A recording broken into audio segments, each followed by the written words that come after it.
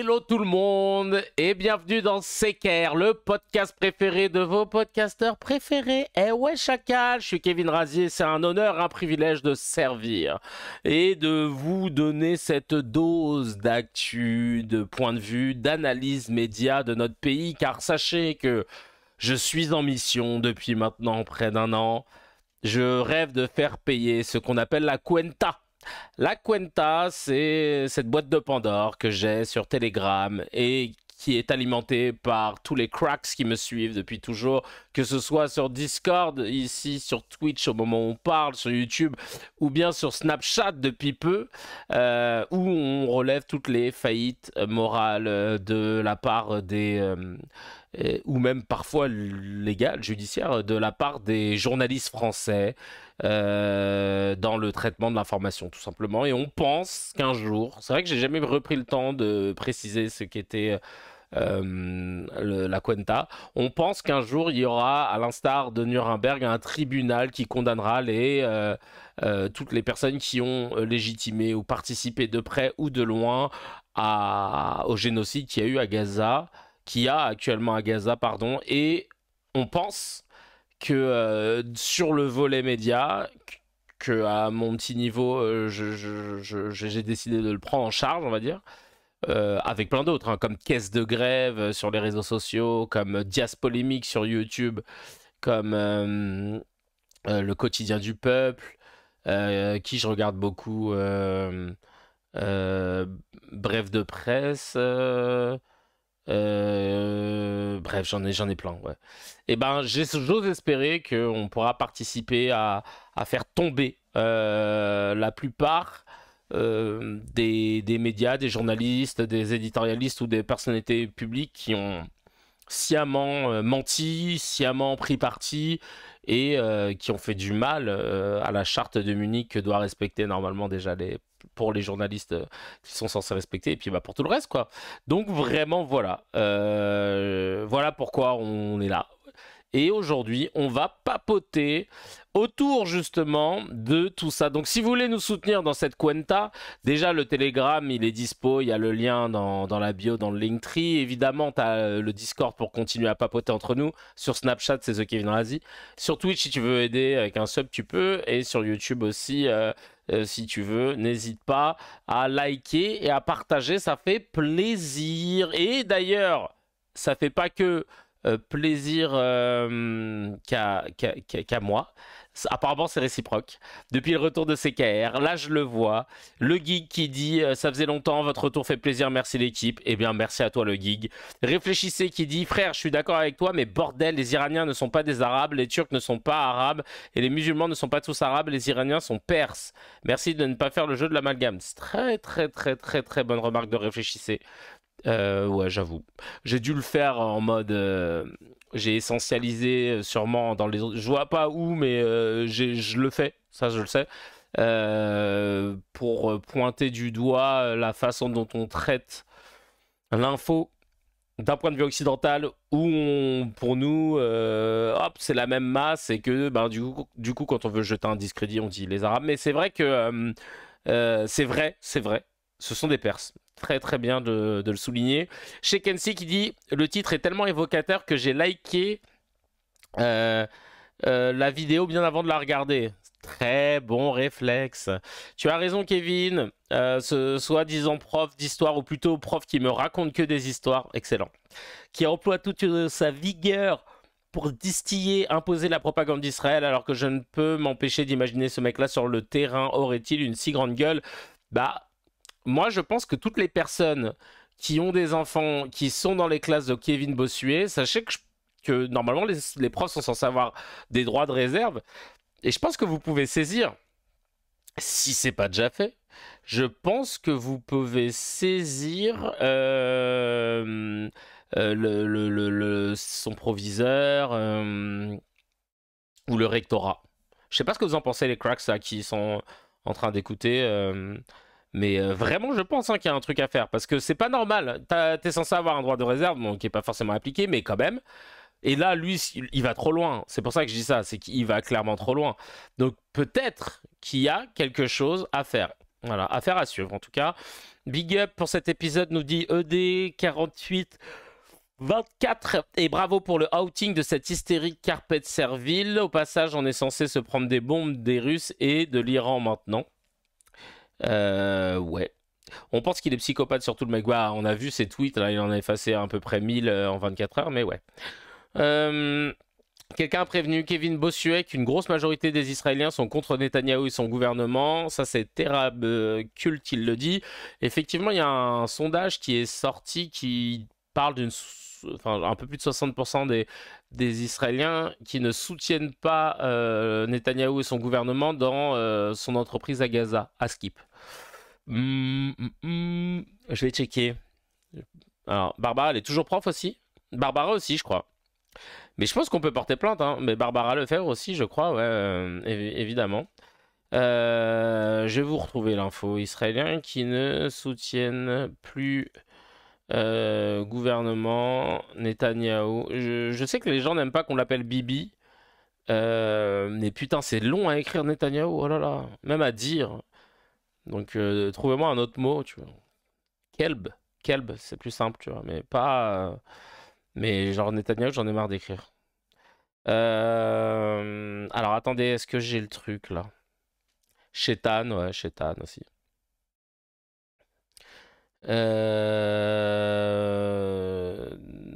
Après, si Dr H était là, je pense qu'il dirait que les ethnies c'est un peu raciste. Là, c'est surtout que les Iraniens sont les ennemis de l'Occident. C'est l'Arabie Saoudite. Quand c'est l'Arabie Saoudite, il y a moins de soucis avec. Oui, oui, oui, oui, il l'aurait dit. Ah voilà, je vois 70% des habitants du pays disaient ne plus avoir confiance en son gouvernement. Voilà, bah tu m'étonnes. Parce que force est de constater que c'est pas du tout que des mauvais choix là. Donc au bout d'un moment, t'as envie de te dire, là, faut se tailler. Mais c'est pas son vrai nom, il me semble. Oui, oui, mais bon, on en reparlera une autre fois. J'ai la flemme de parler de lui là, parce que de toute façon on va en reparler. On va faire une petite news HMD pour commencer tranquillement avec... j'en ai deux en fait. J'en ai deux. La première petite news que je vais vous montrer, dont je vais vous parler, c'est autour de la Tour Eiffel.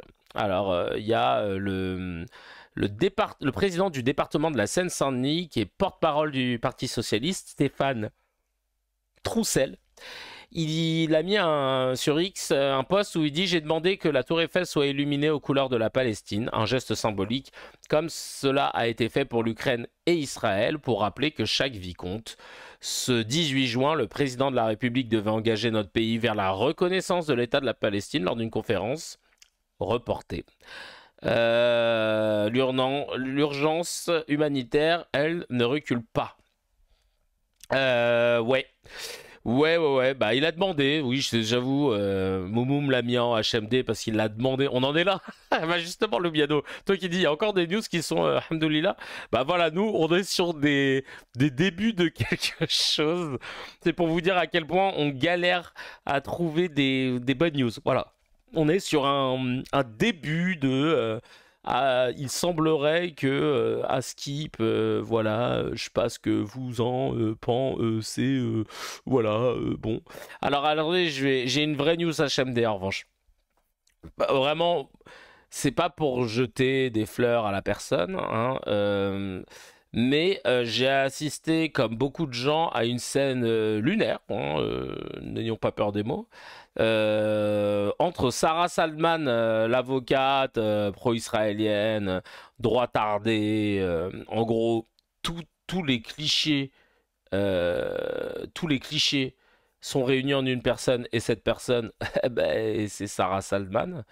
Et en fait, alors là, choqué, elle a parlé avec Pascal Pro en fait des aides sociales. Et Pascal Pro, naturellement, hein, disait oui, De toute façon, les gens, enfin, alors attendez, pardon, oula, hop, hop, hop, ça démarre tout seul. Attendez, attendez. Oui, les gens bouffent les aides, machin, nan, et tout, et ils le font, ils en profitent parce que ça leur fait plaisir, que c'est un business pour eux. Ils veulent pas travailler, voilà. C'était ça son truc. Ils veulent pas travailler, les gens. Et franchement, choqué parce que Sarah Salman, qui a fait le film de François Ruffin, où elle s'est mise à la place de travailleurs, etc., de travailleurs de tâches pénibles, elle les a rencontrés, elle a testé plusieurs tafs et tout et tout. Je l'ai pas vu le truc, je sais pas s'il y en a qui l'ont vu, mais ça m'intéressait pas, j'avais pas envie de donner de la force, voilà. Mais voilà, et ben elle a dit, bah en fait moi j'ai fait le film avec Ruffin, ouais, Ruffin le traître, c'est pour ça que voilà, j'ai pas voulu donner de la force. Néanmoins, regardez ce qu'elle a dit. L'échange est incroyable. Et après, on parlera évidemment de toute la merde que dit notre ami Pascal Praud. C'est parti. On va regarder ça. Mais généralement, les gens n'ont pas envie de vivre des allocs. Sarah Salman. Parce que là, vous dites ça comme si ça leur faisait plaisir. Moi, je pensais comme vous. Je sais que je vais encore en reparler. Mais avant le film avec François, je pensais comme vous. Et maintenant, j'ai compris que les gens, ça ne leur fait pas plaisir de vivre des allocs et qu'ils voudraient au contraire C'est pas vrai ce que vous dites. En fait, c'est pas vrai ce que vous dites. Et qu'est-ce que vous en savez? Parce que moi, je vois des jeunes gens dans la restauration qui s'arrêtent et qui reviennent, qui s'arrêtent vous parlez et qui d'une minorité. Moi, je vous parle. Non, je vous dis, ça ne leur fait pas plaisir de vivre des allocs. Je vous dis si, certains. Mais si. moi, je vous dis non. Bah oui, mais c'est pour ça qu'on parle. C'est parce qu'on n'est pas d'accord. Qu'est-ce que vous voulez que je vous dise? Je vous ai déjà dit. Mais moi, je vous parle de la majorité je vous ai déjà dit, Sarah. Avant 30 ans, plus de chômage. Mais ça veut rien dire de dire. Vraiment, il dit de merci. En fait, tu vois, comme quoi, merci. Comme quoi, on peut changer. Comme quoi, c'est pas vain et que des gens sont pas nés cons et resteront cons toute leur life. Non, mais vous vous rendez compte de ce qu'il veut faire? Pas de chômage avant 30 ans. Tu vois, parce que lui, il sait que c'est pas de chômage avant 30 ans. C'est comme ça, tu vois. Et ce qui m'énerve un petit peu avec Pascal Praud, c'est qu'elle a pas pris ses médicaments, je te jure. Ah ouais, non, mais là, d'un coup, elle a une gauchiste aiguë, ça lui a fait bizarre.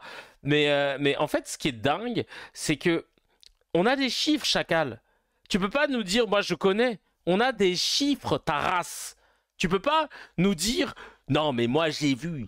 Moi, j'ai vu, je le sais, mais j'ai vu des gens. Bon, on va regarder la suite et je vais vous sortir les putains de chiffres. Là, je suis énervé, ça commence bien. Purée de pommes de terre. Oh, purée de pommes de terre, mais c'est pas vrai, ça. C'est exactement ce que je pense. Merci l'ami de l'avoir dit pour moi. C'est parti. Dire avant 30 ans, plus de chômage, ça veut dire que vous dites pourquoi 30 ans, pourquoi pas 35? Parce que t'es jeune, avant 30 ans, c'est une mesure de bon sens. Non, c'est une mesure déjà qui est infaisable, mais si, et en plus de ça, qui n'a pas de sens. Pourquoi elle a un 30 ans sens. et pas avant 35? Mais je vous répète, parce que c'est pas la même chose. Justement, on est jeune, on a de l'énergie beaucoup plus, on est, au tout départ de la vie professionnelle, il y a du job partout, partout. Il y a des jobs partout. Non mais alors, partout. À 30 km de chez toi, il y a du travail, Chacal. Quoi? T'as fait des études de comptable? Oui, mais là-bas, il y a des... ils ont besoin de jardiniers, donc tu vas jardiner. Mais c'est insupportable. C'est jeune. Partout, il y a du job. Et ceux qui, effectivement, n'en prennent pas, avant 30 ans, je parle, bah, effectivement, ils peuvent le un seuil arbitraire à 30 oui, ans. c'est arbitraire. Donc ça n'a pas de sens. Si, bah, c'est arbitraire, cher ami. Mais c'est comme la retraite, c'est aussi arbitraire. Et puis la majorité, c'est arbitraire, 18 heures. Pourquoi est-ce qu'on ne peut conduire qu'à partir de 18 ans? Vous parlez de travaux extrêmement pénibles et vous dites ça, oui, ils ont qu'à faire ça. Non, avant 30 ans. Avant 30 ans. Aller travailler à l'usine, c'est quelque chose de pénible et il y a des gens qui souffrent de leurs conditions de travail. Mais c'est pas vrai ce que vous dites. Allez travailler à l'usine. Mais c'est pas vrai ce que vous dites. Personne ne souffre au travail en travaillant à l'usine. Mais tout le monde le sait. Mais tout le monde le sait, enfin. Mais c'est pas vrai. Vous vous rendez compte quand même, ce bâtard, il ose dire c'est pas vrai. Il ose dire c'est pas vrai, comme s'il travaillait lui à l'usine. Alors que je te rappelle, Chacal, que tu dois prendre au moins plus de 20K ou 30K par mois. Tu manges au restaurant tous les jours. Ça, c'est des anecdotes que je sors parce que t'as vu, j'étais chez Canal avant. Tu manges au restaurant tous les jours, Chacal. Et d'ailleurs, une fois, il a fait une dinguerie à la rédaction parce que il y avait un stagiaire et les stagiaires, ils ont pas d'oseille pour aller au restaurant, donc ils ramènent leur petit Tupperware. Et donc le stagiaire qui croulait sous le taf avait ramené son petit Tupperware manger devant son poste de travail. Et Pascal Pro serait rentré dans le bureau et ça sentait la bouffe. Il leur a dit non mais c'est pas possible ça, non mais vous pouvez pas aller manger au restaurant là sans la bouffe de partout, c'est impossible. Bref, il l'a pourri, le stagiaire il était plus bactère, trop honteux derrière son Tupperware. Et finalement, la personne qui m'a raconté ça, qui était une journaliste qui bossait avec moi à l'époque chez Canal, elle m'a dit qu'après elle était allée le voir. Elle lui avait dit franchement Pascal, c'est chaud quoi, tu vois, il a pas d'oseille lui pour aller au restaurant comme toi tous les soirs, tous les dîners déjeuners et claquer 150 balles juste pour ta pomme, il a pas. Parce qu'il faut savoir qu'on est quand même, c'était à l'époque où ils étaient rue des Enfants du Paradis à Boulogne, il y a 3 restos, c'est que des trucs ultra chers, tu vois.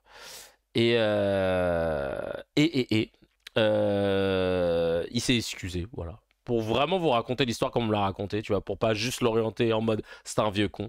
Le lendemain, il s'est excusé auprès de ce stagiaire, mais vous voyez le niveau de déconnexion du Chacal. Allez, c'est parti. Les gens, comment dire, vous avez un rapport de classe en disant que les gens qui travaillent à l'usine, non, chère madame, ils sont très fiers. Ce que vous dites, c'est horrible même. C'est horrible. C'est un rapport de classe. Tout le monde n'est pas avocat. Il faut sortir de son plateau de télévision et voir que dans le métier très fiers. Il y a des gens qui souffrent. Ils sont très fiers. Ils ont une appartenance parfois, croyez-moi, une appartenance de vouloir travailler. Et ce que vous dites, c'est un mépris. C'est faux. Mais les gens à l'usine, ils sont très fiers. Ils sont, mais là, le fait de savoir qu'ils vont mourir peut-être à 55 ans tellement ils ont travaillé, ils sont contents. Ils sont contents de gagner leur petit 1250 € par mois. Vous vous rendez pas compte, vous connaissez pas la vraie vie, Sarah. Vous vous rendez pas compte. Oh là là. Très fier, très fier. Oh là là, mais 1002, voire 1004 quand ils font le week-end. Non mais ils sont au beurre, hein, vraiment. Non mais c'est incroyable. Non mais frère. Je vais vous dire les chiffres parce que nous on est vraiment que dans les bails de chiffres, vous connaissez. Le non-recours à l'aide sociale versus la fraude à l'aide sociale. Je sais que pour les cracks assidus, vous le savez, mais il y a toujours des gens nouveaux qui arrivent, qui débarquent. Et c'est important d'avoir ces chiffres en tête. Le nombre de personnes qui fraudent, le nombre de personnes qui fraudent à la prestation sociale comme lui, comme il le dit là, moi je connais des gens qui fraudent, je connais des gens qui font qui prennent qui commencent ce travail, qui arrêtent, je vais vous expliquer. Chaque année, déjà il faut savoir que la fraude à l'aide sociale, elle est d'environ aux prestations sociales de 2,3 milliards d'euros chaque année, d'accord ? Ok. Alors que le taux de non-recours, c'est-à-dire l'argent qui n'est pas réclamé par les gens qui en ont le droit, APL, allocation, etc., c'est environ 20 milliards d'euros. Donc chacun ferme ta gueule en fait. On parle de 2,3 milliards d'euros de prestations qui sont fraudés, de fraude à la prestation, contre 20 milliards non réclamés. Donc, en vrai, on pourrait y aller encore et encore, que le ratio serait toujours positif, même si c'est pas positif, parce que ça veut dire qu'il y a des gens, ça se trouve, qui galèrent parce qu'ils réclament pas. Mais toi, t'es là, en train de dire, non, mais les gens, ils abusent. Non. Et puis pareil, encore une fois, on te propose 2 tafs. Tu refuses, t'es radié, t'imagines? Sauf que imagine que les 2 tafs qu'on te propose, c'est des tafs de merde par rapport à ce que tu voulais faire. Évidemment, il n'y a pas de saut métier. Mais si on te propose un taf, encore une fois, de jardinier, alors que toi, t'es électricien, il n'y a pas de lien en fait. Donc tu dis, bah c'est pas mon taf et c'est pas ce que je veux faire. Ou pareil, le jardinier, je vous dis jardinier à chaque fois parce que j'ai parlé avec un jardinier sur Snapchat qui me disait, putain, moi on m'a proposé un taf, il est à 2 heures de voiture de chez WAM, ça me fait 500 € d'essence par mois, 500 € à enlever de 1500 €. Qu'est-ce que tu veux que je fasse? Il y a pas de, on n'est pas content d'être au chômage. C'est pas un kiff. C'est pas la vie d'Aloca. Allez vous faire foutre. Et c'est toujours les politiques qui disent ça. Ceux qui se gavent le plus sur l'argent public, qui font des magouilles pour parler des politiques, ou bien des éditorialistes, journalistes comme lui, qui sont à des 20-30 cas par mois chacun. Ferme-la. À tout jamais en fait. Tu peux pas te permettre de parler sur un terrain que tu ne connais pas. On dirait quelqu'un qui vient pour commenter du rugby alors que son game, lui, de base, c'est le judo. T'as envie de lui dire, ouais, cousin, Hippon, ça marche pas dans le rugby, ça n'a pas de sens. Bah là c'est pareil en fait. Oh, tu fais chier. Et il y a 4 chômeurs pour un emploi. Merci de le... Purée, t'as dit saut métier toute ma vie. Je croyais que c'était il n'y a pas de sous-métier. Oui, c'est saut S-O-T métier. Ouais, j'ai un peu de background. J'ai un peu de science. Voilà. C'est l'école garouchienne. Bref, pour avoir fait un Loubiano qui nous dit, pour avoir eu affaire à Pôle emploi une seule fois dans ma vie, taf d'éducateur, on m'a proposé chauffeur poids lourd. Voilà. Donc, allez vous faire foutre. Voilà. En tout cas, j'aurais jamais cru dire ça. Mais bravo à Sarah Sadman pour juste ça, voilà. On encadre cette séquence. Bravo. C'était même touchant de voir une droitardée parler avec des éléments de gauche. Tu sens que c'est encore frais, tu vois. Ça parle un peu, tu vois, t'assumes pas trop, mais elle a pas lâché. Et ça, tu vois, parfois... Voilà, c'est cool. Et en vrai, évidemment, je conclurai là-dessus. Très belle phrase de Nafta dans le chat. En vrai, des fois, laisser les gens profiter du chômage, c'est leur droit. Hein, parce que je rappelle qu'il y a plus de 30 millions de personnes qui travaillent, qui cotisent, etc. Donc, et vous en faites partie. Le jour où vous travaillez pas, on a l'impression que vous avez demandé la lune. Au fait, concernant mon chômage, et ils sont là genre... Ouais, chier, hein, tu fais chier, putain, tu fais chier. Bref, allez. J'enchaîne parce que là c'est une longue HMD. On va passer au mezze, les petites news à picorer entre amis. Évidemment, avant ça, on soutient la chaîne, les amis. On soutient CKR, l'émission, grâce au Tipeee. Il y a le lien. Vous mettez ce que vous pouvez. Pas de hold-up. Nous, on a du contenu gratuit. On a enlevé le contenu réservé à celles et ceux qui payent. Là, c'est vraiment, on rend accessible les sujets qu'on traite. Si vous voulez nous soutenir, comme le Cha Food Truck aussi, via son entreprise, vous le pouvez. Merci Frangin, qui fait de la cuisine cambodgienne dans le 91. Je compte sur vous pour aller donner de la force. Il faut aussi que je vienne goûter. Et voilà, sur le Tipeee, 1 €, 2 €, 3 €. S'il y en a qui veulent mettre 100 balles, chacun fait ce que tu veux. Mais en tout cas, ça fait plaisir. Et ça nous donne de la force et ça nous permet de continuer, sachant que voilà, on va essayer de maintenir un flow, faire en sorte que ça se devienne un média qui puisse perdurer, qui puisse même avoir du monde, qu'on puisse embaucher du monde, putain, ce serait un kiff, quoi, tu vois. Donc bref, en tout cas, merci 1000 fois pour le soutien et la force. De liker, de commenter, de partager sur toutes les plateformes, même sur Twitch, hein, si vous voulez, allez-y, ça fait plaisir. On enchaîne avec les mezzes, et là, on a vu une scène lunaire. Rachida Dati, ministre de la Culture, qui parle sur le plateau de C'est à vous face à Patrick Cohen, et elle le menace un moment. D'envoyer la justice. Parce que, en fait, en gros, elle a esquivé une question qu'on lui a posée en l'attaquant. Mais du coup, on n'a toujours pas la réponse. Et évidemment, ça, c'est le grand problème de nos médias français. Les journalistes adorent poser des questions pour dire, t'as vu, j'ai posé la question. Mais alors après, pour obtenir la réponse, là, il n'y a plus personne. Voilà, ça, c'est notre petite... comment dire ? Ça, c'est notre petite particularité, c'est notre petit truc à nous. Poser des questions, mais les réponses, on s'en tape. Hein, on s'en tape. Le principal, c'est la santé. Allez, on va se regarder cette scène qui était quand même incroyable, en fait. C'est parti, les kikis. Enquête Mediapart qui vous a mis en cause pour harcèlement, management toxique. Non, pas. Pour être... Si, l'enquête Mediapart, qui est ressortie très récemment. Est-ce que c'est vrai, Monsieur Cohen? Est-ce que vous harcelez vos collaborateurs? Est-ce que vous êtes désagréable avec les gens avec lesquels vous travaillez? C'est affirmé dans une enquête Mediapart. Non, est-ce que c'est... C'est quand même drôle de voir... Ouais, bah, il s'est fait contre KMC, mais c'est quand même drôle de voir un politique qui dit « Non, mais ça a été dit dans Mediapart », alors que la plupart du temps, ils sont en train de cracher dessus dès que ça les concerne. Hein. Mais bon. Non, mais on vous accuse de harcèlement. Oui. Monsieur Cohen, est-ce que c'est vrai? Est-ce que vous pouvez me répondre? Ne détournez pas la question. Non, je ne vous détourne pas la question. Je vous renvoie. Il y a une enquête vous concernant. Est-ce que c'est vrai, Monsieur Cohen? Moi, j'ai beaucoup de peine. Si, parce que le harcèlement, c'est un délit, Monsieur Cohen. Je n'ai pas été accusé de harcèlement. Il y a eu une enquête, si, dans une enquête Mediapart. C'est un délit, Monsieur Cohen. Avez-vous harcelé vos collaborateurs?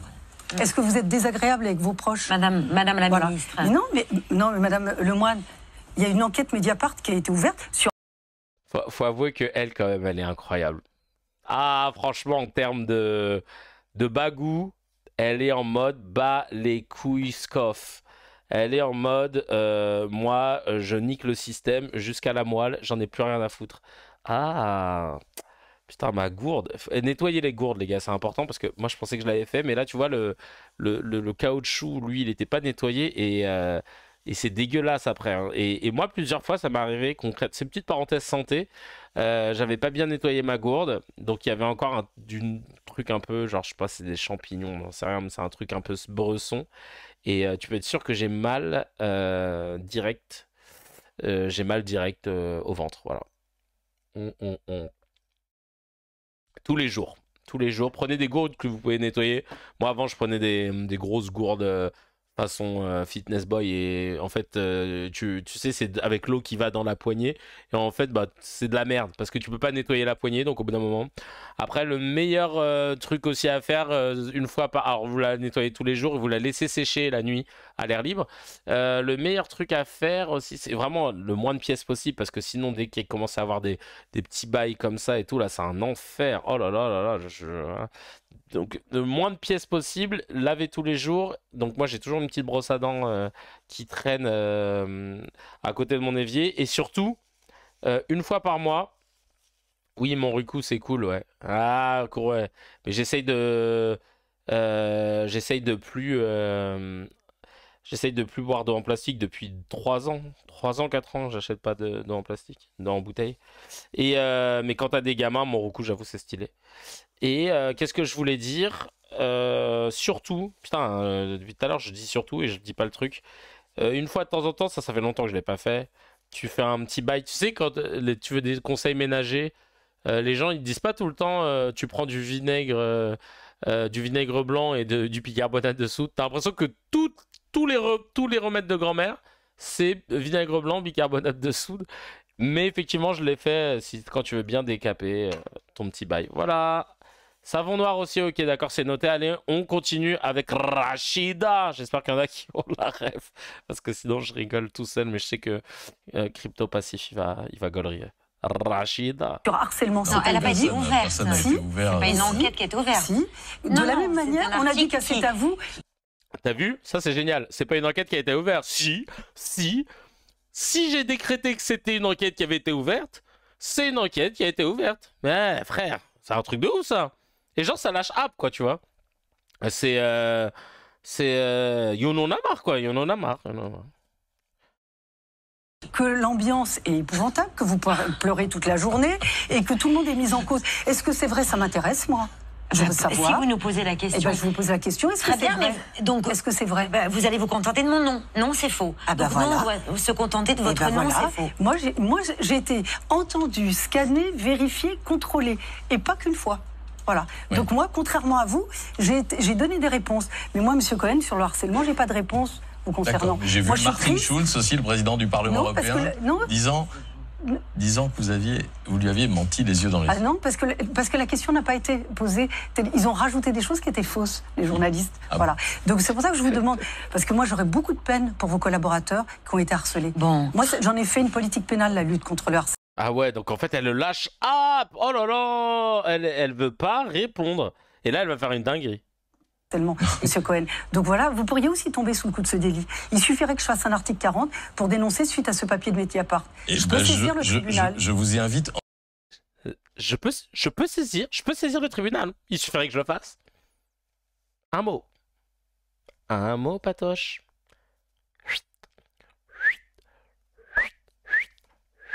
Oh là là là là, c'est insupportable. Vous vous rendez compte de la classe politique qu'on a quand même? Des gens... Non, j'ai pas menti, c'est la question qui était mal posée. Ouais, non, mais vraiment, c'est ça. Non, mais... Ah, merci. Yononama, préfecture Yononama. Je savais que t'avais la ref. Vous vous rappelez pas, c'était une vidéo avec des sans-papiers qui manifestaient et il y avait un gars, il connaissait tout le gouvernement de l'époque et à chaque fois il donnait les noms et tout le monde criait Yononama. Et à un moment, quand il voulait dire, parce que Rachida était déjà au gouvernement à cette époque-là aussi, quand il a dit Rachida, tu veux que je répète? Vas-y, allez. On se fait un petit kiff, pardon. Hop. Ah, mais t'as la ref, Renoir aussi, attends. Hop. Mais tu sens qu'il y en a... Ah putain, c'était là, ça y est. Wix vous propose la puissance de l'IA. Pour... J'ai pas le premium ici. Ah, c'est parti. Sur solidarité, sur Zérispi, sur un bout de papier, sur Oyonama, Oyonama, Oyonama, des préfectures, et des préfets, des avocats, des rendez-vous, viennent demain, après y'a rien. Lui, tu sens, il arrive, il est à l'aise. Il prend le micro, il sait ce qu'il doit faire. Il a... Ah, vraiment, là, tu sais que lui, c'est bon. Lui, tu sais, il prend le micro, il sait ce qu'il a à faire. Tu vas pas lui faire à l'envers. Non, mais, hey. Et en plus, tu sais, il est à l'aise, on dirait un cheb. La vie de ma mère, il est d'une... Waouh. Il est d'une assurance. Oh là là là là. Et c'est lui, il connaît tous les blazes. Y'en a marre, c'est pas la peine. Y'en a marre, ça pue la haine. Y'en a marre, c'est pas la peine. Non mais le gars il a déjà des... Le mec il est arrivé, ouais c'est l'âge d'or de YouTube, mais c'est devenu un mème bien sûr. Et le pire c'est qu'il est arrivé, il avait déjà tous ses lyrics. Alors qu'à la base il arrivait limite on dirait qu'il passait. Y'en a marre, ça pue la haine. Y'en a marre, c'est du racisme. Y'en a marre, raciste d'État. Y'en a marre, les lois racistes. Y'en a marre, les lois fascistes. Y'en a marre, pouvoir raciste. Y'en a marre, pouvoir fasciste. Y'en a marre de Sarkozy. Y'en a marre de Hortefeux. Y'en a marre d'Alio Marie. Y'en a marre Bernard Kouchner. Y'en a marre de la droite. Y'en a marre l'extrême droite. Y'en a marre les lois racistes. Y'en a marre et y'en a marre. Y'en a marre et y'en a marre. Y'en a marre. Qu'est-ce qu'on veut? Qu'est-ce qu'on veut? Ça y est là il a pris les papiers. Il a pris les papiers. Je sais pas s'ils ont eu les papiers. Il a pris le micro, il a dégagé le... Oh, il a fait un braquage en mode ça y est, c'est mon moment, allez vous faire foutre. Il veut pas lâcher le mic et carrément, il prend le micro, il est solo là. Il est incroyable. Qu'est-ce qu'on veut? Les papiers. Et pour qui? Pour tous. Et pour qui? Pour tous. La dignité. Pour tous. La liberté. Pour tous. Égalité. Pour tous. Ah non, il n'y a pas Rachida dans cette version. Rachida, parce que du coup c'était dedans. Bon bah c'est pas grave. En tout cas, bravo. Il est à deux doigts de prendre la pastille. Très très bonne vanne. Allez, on continue sur notre émission un peu censée être un peu sérieuse. Il disait rien sur Rachida, c'est qu'en fait il citait plein de noms et à un moment il a dit Rachida. C'est le seul blaze. Parce que tu sais, il disait Hortefeux, Sarkozy. Bah alors sur Rachida, il a roulé les airs. On aurait dit le titre du film d'Alain Chabat. En plus, c'est juste R. Il disait il y en a marre. Ouais, non, mais c'est génial, putain. Ah, tu l'as juste à gauche. Ah, justement, je me demandais. Si c'était juste à gauche ou pas. Bah, ça dépend de comment t'écoutes. Mais c'est bien que tu me le dises, ma foi. C'est très très bien que tu me le dises. Je vais aller checker ça de suite. Ah ouais, bah ça se trouve en fait non, y a pas aucun souci. Et là, je vais tout niquer. Alors attends. Micro de Kiev. Le micro de Kiev en fait. Alors attends. Ah oui, le son qu'à gauche. Et là. Et là, là. Alors attends, je vais tester. Et là, tu ne sais pas quelle est ma vie. À côtoyer Chantal ou bien Marie-Sophie. À faire le baisement. Alors attends. Je vais tester, je vais voir. Normalement, c'est bon là. Non, c'est pas bon. Mais ça avait pas l'air de vous gêner. Alors, le mec n'a pas envie de régler le problème. Je sais pas. Otainei pas si, merci, vous aviez capté. Si c'est dérangeant. Putain, t'es relou. Putain, t'es relou. Oh là là, ok, ça va. Alors, le son, il est mélanchoniste. Le son, il est que... Si sur OBS, t'as une option mono dans les options... Ah, c'est bon? Ah, bah voilà, j'ai coché. Eh les gars, j'ai coché, hein. C'est-à-dire que pendant tout ce temps-là, vous étiez en train d'écouter... Oh là là là là, putain. Désolé, désolé. Ok, non, là c'est bon, ouais, je viens de vérifier. Le son de gauche, là ça va, c'est bon. Ouais, ok, c'est un bon son de gauchiste. Aïe, aïe, aïe. On continue cette affaire avec... Alors, là, qu'est-ce qu'on a? Qu'est-ce que je voulais vous montrer? Ah oui, elle s'est fait... le son a rejoint la Macronie, ça y est. Non, bah ouais, bah tu fais bien. Il y en a marre de cette imposture qu'elle laisse le poste à plus compétent et qu'elle rende l'argent. C'est vrai, ça. Je sais plus c'était quoi, les doses... C'était les bijoux, elle, c'est ça? Attends, c'était quoi?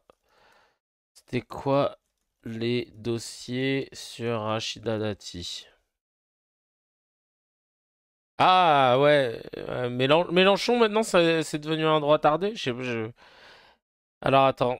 Le parquet national financier l'accuse de manœuvre de dissimulation concernant des honoraires qu'elle aurait perçus comme un pacte corruptif visant à justifier environ 900 000 euros de paiement. Ah ouais, ça c'était avec Renault, Carlos Ghosn. Ensuite, lien présumé avec GDF Suez. Elle aurait pris 300 000 euros de GDF Suez en 2 versements. C'est bien la première fois que je vois Suez où tu lâches de l'argent, mais dans l'autre sens. Ouais. Les joyaux non déclarés. En mars-juin 2024, elle n'aurait pas déclaré près de 420 000 euros de bijoux. Ah ouais. Et montres de luxe Cartier Bulgarie offert par l'ex-PDG d'EDF, Henri Proglio. L'Haute Autorité de Transparence... Ouais, 300 000 euros en 2 versements. Toi, tu mets 30 euros dans ton PL, on te demande pourquoi, je te jure. Ah non, mais c'est une dinguerie, ouais. C'est une dinguerie. Ouais, non, c'est une dinguerie. Franchement, c'est une dinguerie. Bref, les gens l'ont terminé. Qu'elle le fasse, elle le peut. Est-ce que ça changera un iota des problèmes de Madame Dati avec la justice? Pas du tout. Non, c'est clair.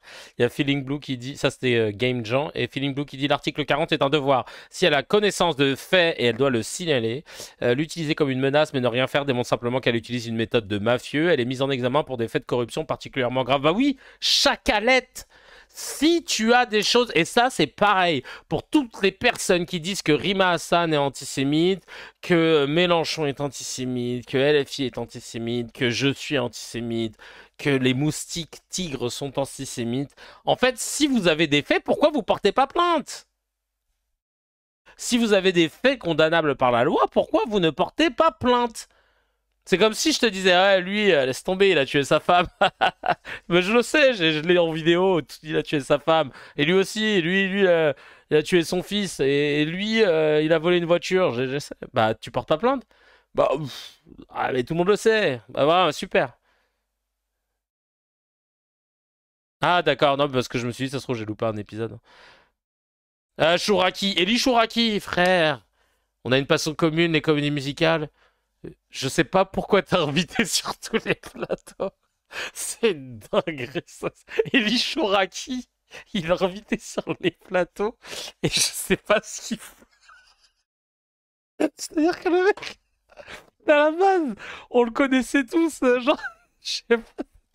Le mec, il avait fait, avec sa touffe et ses lunettes, enfin, tu vois, on était en détente avec Eli Chouraki. Je sais pas ce qu'il dit. Ah, il a été capitaine de l'équipe de France de volleyball. Voilà, tu vois, voilà. Pour nous, c'était ça, Chouraki. C'était c'était vraiment le volleyball pour certains.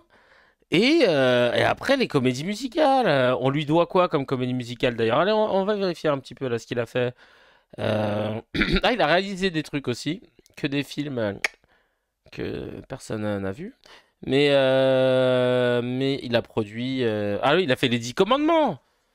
Spartacus, le gladiateur, fallait pas me mentir, et Rodolphe, 10 commandements, c'était chambé, hein. Daniel Lévy, pas à son âme. Ce sera nous. Pour moi, c'est le juif avec un afro. Oui, si tu veux aussi. Non, mais sérieux, il a joué dans la Boom 2. Voilà. Pour nous, c'est des trucs comme ça, tu vois, c'est des trucs détente. Les 10 commandements, c'est une dinguerie. Comment tu t'es retrouvé? Il va faire les 10 bombardements.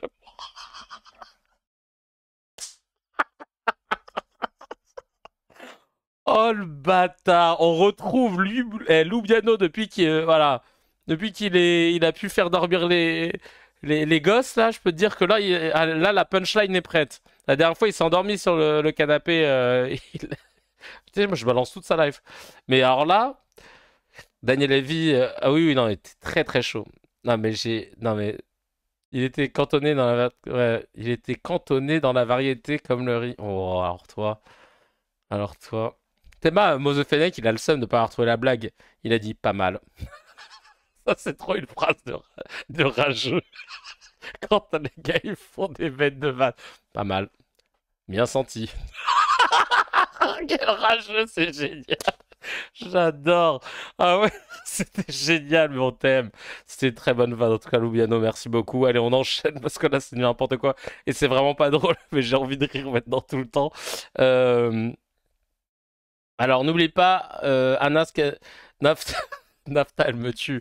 C'est ma CM, rédactrice en chef, productrice, directrice éditoriale. Genre, à chaque fois, je sais qu'elle est là si jamais pour me rappeler tout un tas de choses. Et effectivement, je devais vous parler d'Anas Kazib. Anas Kazib, vous le connaissez peut-être, très engagé, hein, militant. Ah bah ça, je l'avais prévu en plus dans mon... Ah bah non, ah bah tu vois, tu fais bien. Je voulais en parler, je l'ai pas mis sur mon conducteur. Anas Kazib, en gros, donc cheminot, militant, lutte ouvrière, et c'est Révolution Permanente, son mouvement mi-mouvement, mi-politique, mi-syndicat, mi-tout. Et le gars, en gros, il s'est fait, on a porté plainte contre lui pour apologie au terrorisme parce que il avait mis un tweet où il avait dit vive la résistance palestinienne. Et donc on a décrété que c'était donc un soutien direct au Hamas et donc apologie au terrorisme. Et aujourd'hui, c'était son procès, et je peux te dire que il y allait avec toutes ses équipes, etc. Il s'était préparé parce que c'est gros quand même hein, quand on porte plainte et tout pour ses faits, tu vois. Des avocats qui avaient eu des témoignages de Ronnie Broman, de Ilan Pappé, pour le soutenir, ils ont fait un taf de malade. Et c'est pas genre, du coup, le procès a été reporté. C'est scandaleux. C'est dégueulasse. Procès reporté. Voilà, parce que... pourquoi d'ailleurs? C'était repoussé à l'année prochaine. Non, mais c'est dingue. Et après, le juge peut aussi décider de comment dire, de pas donner suite, hein, mais ça, c'est au bon vouloir. Mais franchement, j'ai trouvé ça mais scandaleux. Ouais, voilà, tiens, j'ai l'info. Le pire de tout ça, c'est qu'on l'assimile immédiatement. Ouais. Alors, ce matin du mercredi 18 juin, la 24e chambre du tribunal correctionnel de Paris a annoncé le renvoi d'une audience à un an plus tard, le 26 juin 2026, par manque de temps. Le syndicaliste cheminot Anas Kazib devait comparaître pour apologie au terrorisme sur la base d'une série de tweets de soutien à la cause palestinienne, une procédure ouverte à la suite d'une plainte déposée par une organisation pro-israélienne et engagée à l'extrême droite créée après le 7 octobre. Jeunesse française juive. Malgré la gravité des accusations et l'ampleur de la défense prévue par les avocates, une simple heure et demie avait été programmée pour l'audience, forçant ainsi un renvoi. Putain, mais c'est dingue. C'est d'un manque de temps. Non, mais je te jure, il se fout de la gueule de qui? C'est comme si toi, demain, tu t'arrives au taf, ça fait genre 7 mois que tu dois rendre un truc, et t'arrives au taf et tu fais, écoutez, manque de temps, ben je ferai pas ce que vous m'avez demandé. Voilà, merci, bonne fin de journée, je reporte ça à 1 an. 1 an chacal, genre tu respectes personne. Allez vous faire foutre, oh là là. Non, je vais pas avoir une image de prof. Le pire, c'est que je faisais la remarque par rapport à Kevin qui disait portez plainte si vous pensez qu'il est antisémite. Ah, alors attends, j'ai pas suivi pourquoi tu disais ça. Ah oui, oui, non, ouais, bien sûr. Allez, j'ai capté. Non, non, mais oui, oui, c'est pour ça, oui, c'est vrai. Porter plainte, bah, il y en a qui le font, ouais, mais tout ça pour ça.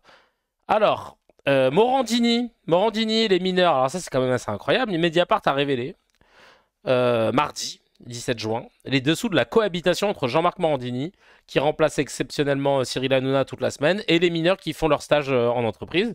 Et en fait, selon Mediapart, ils sont procurés un document en question du comité social de l'entreprise, qui a interpellé la direction, tu vois, afin de rassurer les salariés et les familles de ces adolescents. Nous avons demandé ce dimanche matin par mail à la direction quelles sont les mesures prises afin que la cohabitation entre Jean-Marc Morandini, qui a une interdiction définitive de rentrer en contact avec des mineurs, hein, je rappelle, d'exercer une profession en contact avec des mineurs, hein, et les stagiaires se passe mieux, voilà. Voilà, on voulait savoir un peu ce qui avait été prévu. Donc ça, c'est ce qui avait été écrit dans un mail adressé à tous les salariés d'Europe 1.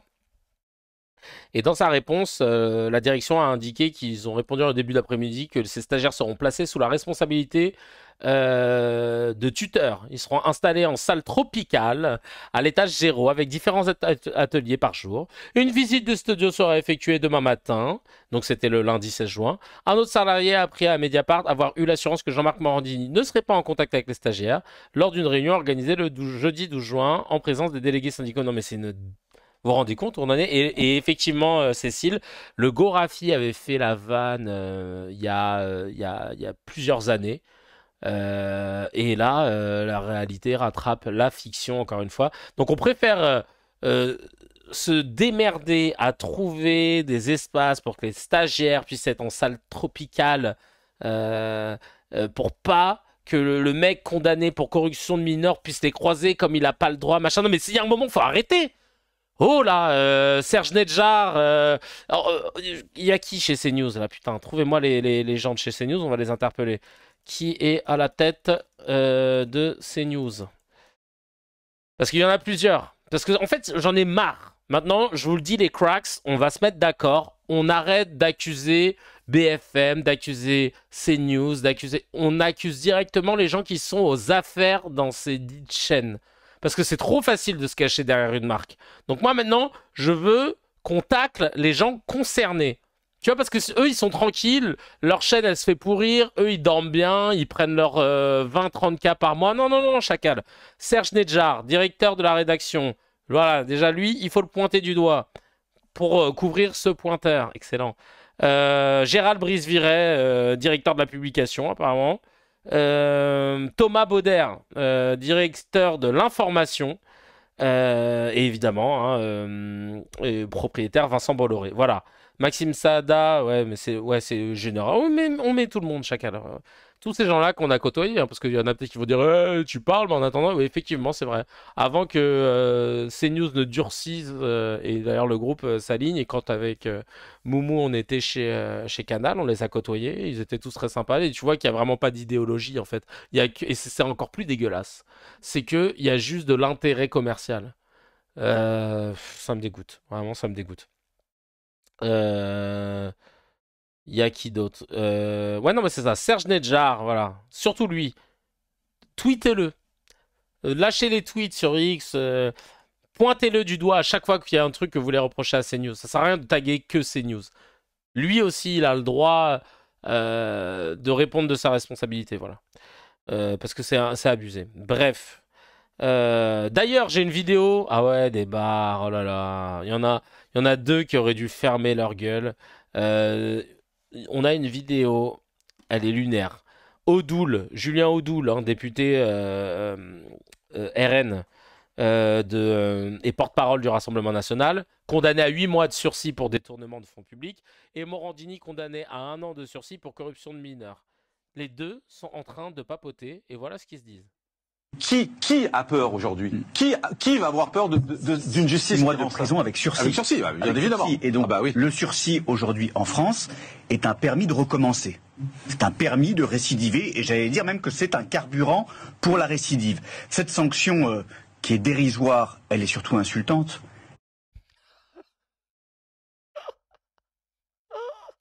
Mais fermez vos gueules, les gars. Enfin, je sais pas, mais avant de parler, genre, faites un conciliabule, quoi. Genre, faites un petit truc, quoi. Parce que là, c'est la corne de gazelle qui dit au baklava, mec, t'es trop sucré. Tu vois, vraiment, là, c'est non, sérieux. Non, mais les gars. Les gars, l'autre il est condamné en sursis pour détournement de fonds publics, l'autre condamné pour corruption de mineurs en sursis, chacun, non même plus en sursis. Bref, ouais. Non mais j'hallucine. Genre vous ne vous rendez pas compte, c'est pour vous dire à quel point ces gens marchent au-dessus du peuple. Pour eux, ils ne sont pas le peuple, on ne doit pas leur appliquer la même chose que le peuple. Et c'est là que tu vois que ils sont fucked up. Ils sont fucked up, ça me dégoûte. Vraiment, ça me dégoûte. Mais autant en rire. Des grosses dissonances cognitives. C'est-à-dire à quel point ils se considèrent intouchables. Mais oui, c'est ça. Exactement. C'est incroyable. C'est incroyable. Ils décident de chier littéralement sur le droit, sur tout le monde. Ils se sentent au-dessus. Comme le disait Hamza, on dirait qu'eux, ils ont un supplément d'âme. On dirait qu'eux, ils ont 2 âmes. Donc ils savent mieux que nous. Ils peuvent, eux, dire, ils peuvent faire. Et que si on les condamne, non mais moi, c'est parce que c'est une cabale, parce que je dérange. Mais nique ta race, toi, tu déranges qui? T'es dans le système. J'adore ces gens qui sont dans le système et qui disent ouais, je dérange. Mais chacal, tu manges comment chaque fin de mois? C'est qui, en fait, qui te paye? C'est soit les plus gros milliardaires du privé, soit l'État français. Donc, ça va, en fait. Ferme-la, tu vois. Genre, à un moment, tais-toi. Un peu de dignité. Enfin, je sais pas. Et à un moment, il va falloir faire des combats de MMA avec un peu tout le monde. Là, parce que là, ça parle trop. Ça commence à m'emmerder, je vais pas vous mentir. Alors, on va se détendre. On va se détendre un petit peu.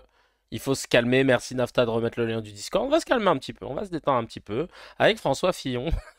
Qui est condamné en appel à 4 ans de prison avec sursis. 375 000 € d'amende et 5 ans d'inéligibilité. Alors, je voulais savoir pourquoi on disait toujours Fillon rend l'argent, parce que j'avais oublié, il y a tellement de... Frère, il y a tellement d'embrouilles, il y a tellement de trucs, je savais plus.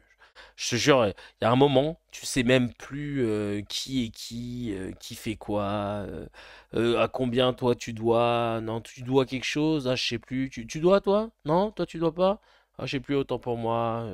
Bref, donc du coup là, alors attendez 2 secondes, je suis en train de configurer mes petites icônes, voilà, je me fais un petit kiff.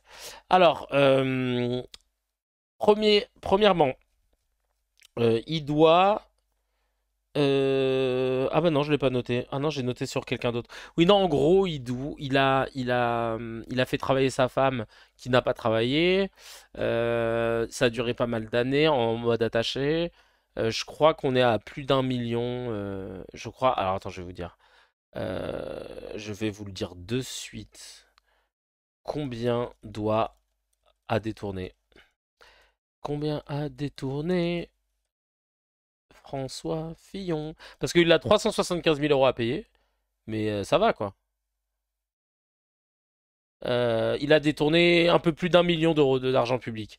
C'est le tribunal correctionnel hein, qui avait rendu sa condamnation en 2020, qui a été confirmée en appel en mai 2022. C'est 680 000 € de salaire pour sa femme comme assistante parlementaire fictive, 84 000 € pour les salaires de ses enfants.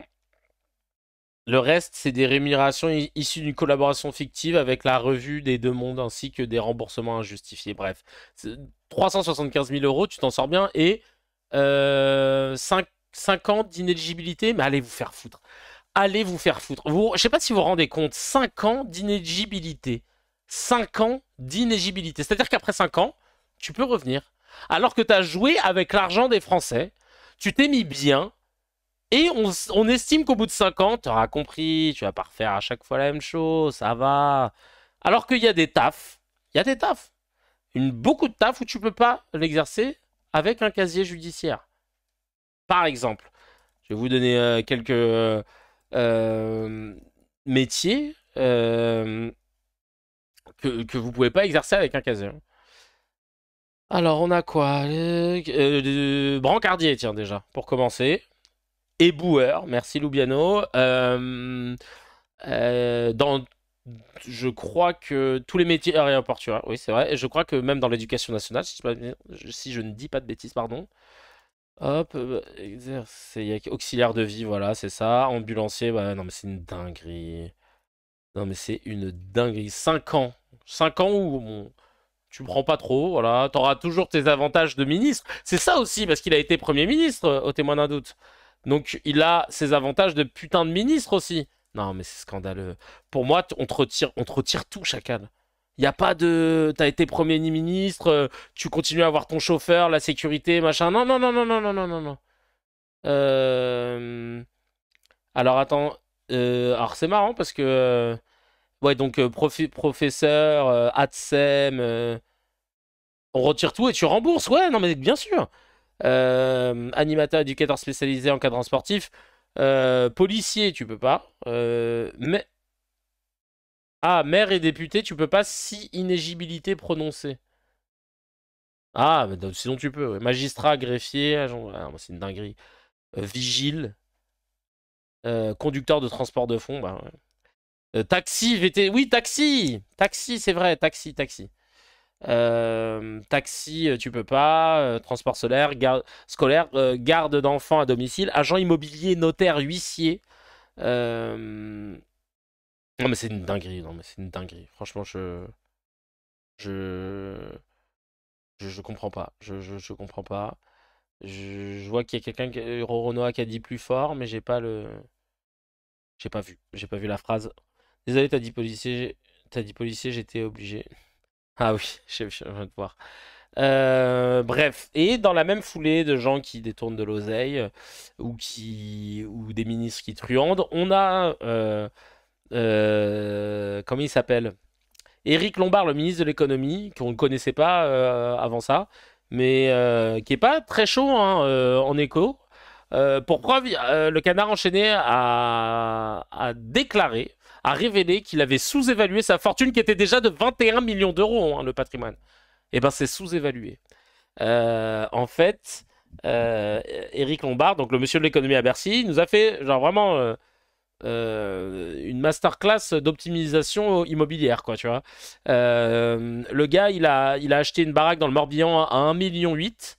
Il met 1 million d'euros pour les travaux. 20 ans plus tard, il la déclare à 600 000. Mais t'as chié dedans, t'as étalé la merde sur les murs, t'as pissé sur la piscine, c'est une piscine de piste. Et il y a des punaises de lit. Comment tu fais 1,8 million d'achat il y a 20 ans?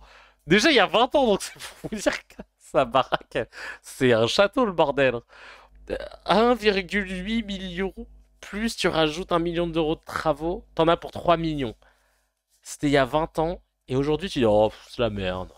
Non, non, elle vaut 600 000, tu sais, l'immobilier, comment ça chute. Tu sais, je suis ministre de l'économie, tous ces trucs-là, moi, je m'y connais, hein. Ah, ça chute incroyablement. Ah ouais, merde, je vous ai mis sur... le truc de quotidien, il n'y a pas eu. Non, mais ça, c'est incroyable. Ah ouais, non, mais c'est Stéphane Plaza quand il vend, ouais, je te jure. Non, mais il va dire qu'il y avait de l'amiante, ouais, je te jure. Non, mais frère, tu te fous de notre gueule. C'est pas possible de se foutre de la gueule des gens comme ça. Ensuite, il a un appart à Paris. Un 180 mètres carrés qu'il a acheté 2,8 millions d'euros en 2020. 2,8 millions d'euros en 2020. Il a déclaré à combien? Le juste prix? 1,4 million. 1,4 million. Alors oui, sa réponse, c'est de dire que en fait, Oui, non, mais il a que 50% du bien et juste l'usufruit, c'est pas pareil, voilà. Alors que selon le Canard, ça vaudrait. Ils ont contacté des agents immobiliers. La première baraque, déjà, elle vaut entre 3,5 et 4 millions. Et là, frère, à Paname, tu peux pas nous la faire. 180 mètres carrés, 2,8 millions. Tu la déclares à 1,4. 1,4, frère, c'est un 3 pièces. Hein. Un 2 pièces de 60 mètres carrés, tu te fous pas de notre gueule. Non, mais. Ah oui, il y a aussi un autre truc. Il a une boîte de conseil avec 0 client. Et il a une seule salariée, mais qui sort 6 millions de. 6 millions d'euros de dividendes par an. Et sa réponse, c'est pas une boîte de conseil, en fait c'est une boîte d'investissement et les participations sont détenues par un groupe Greenstock et nous en fait on décide de rien quoi.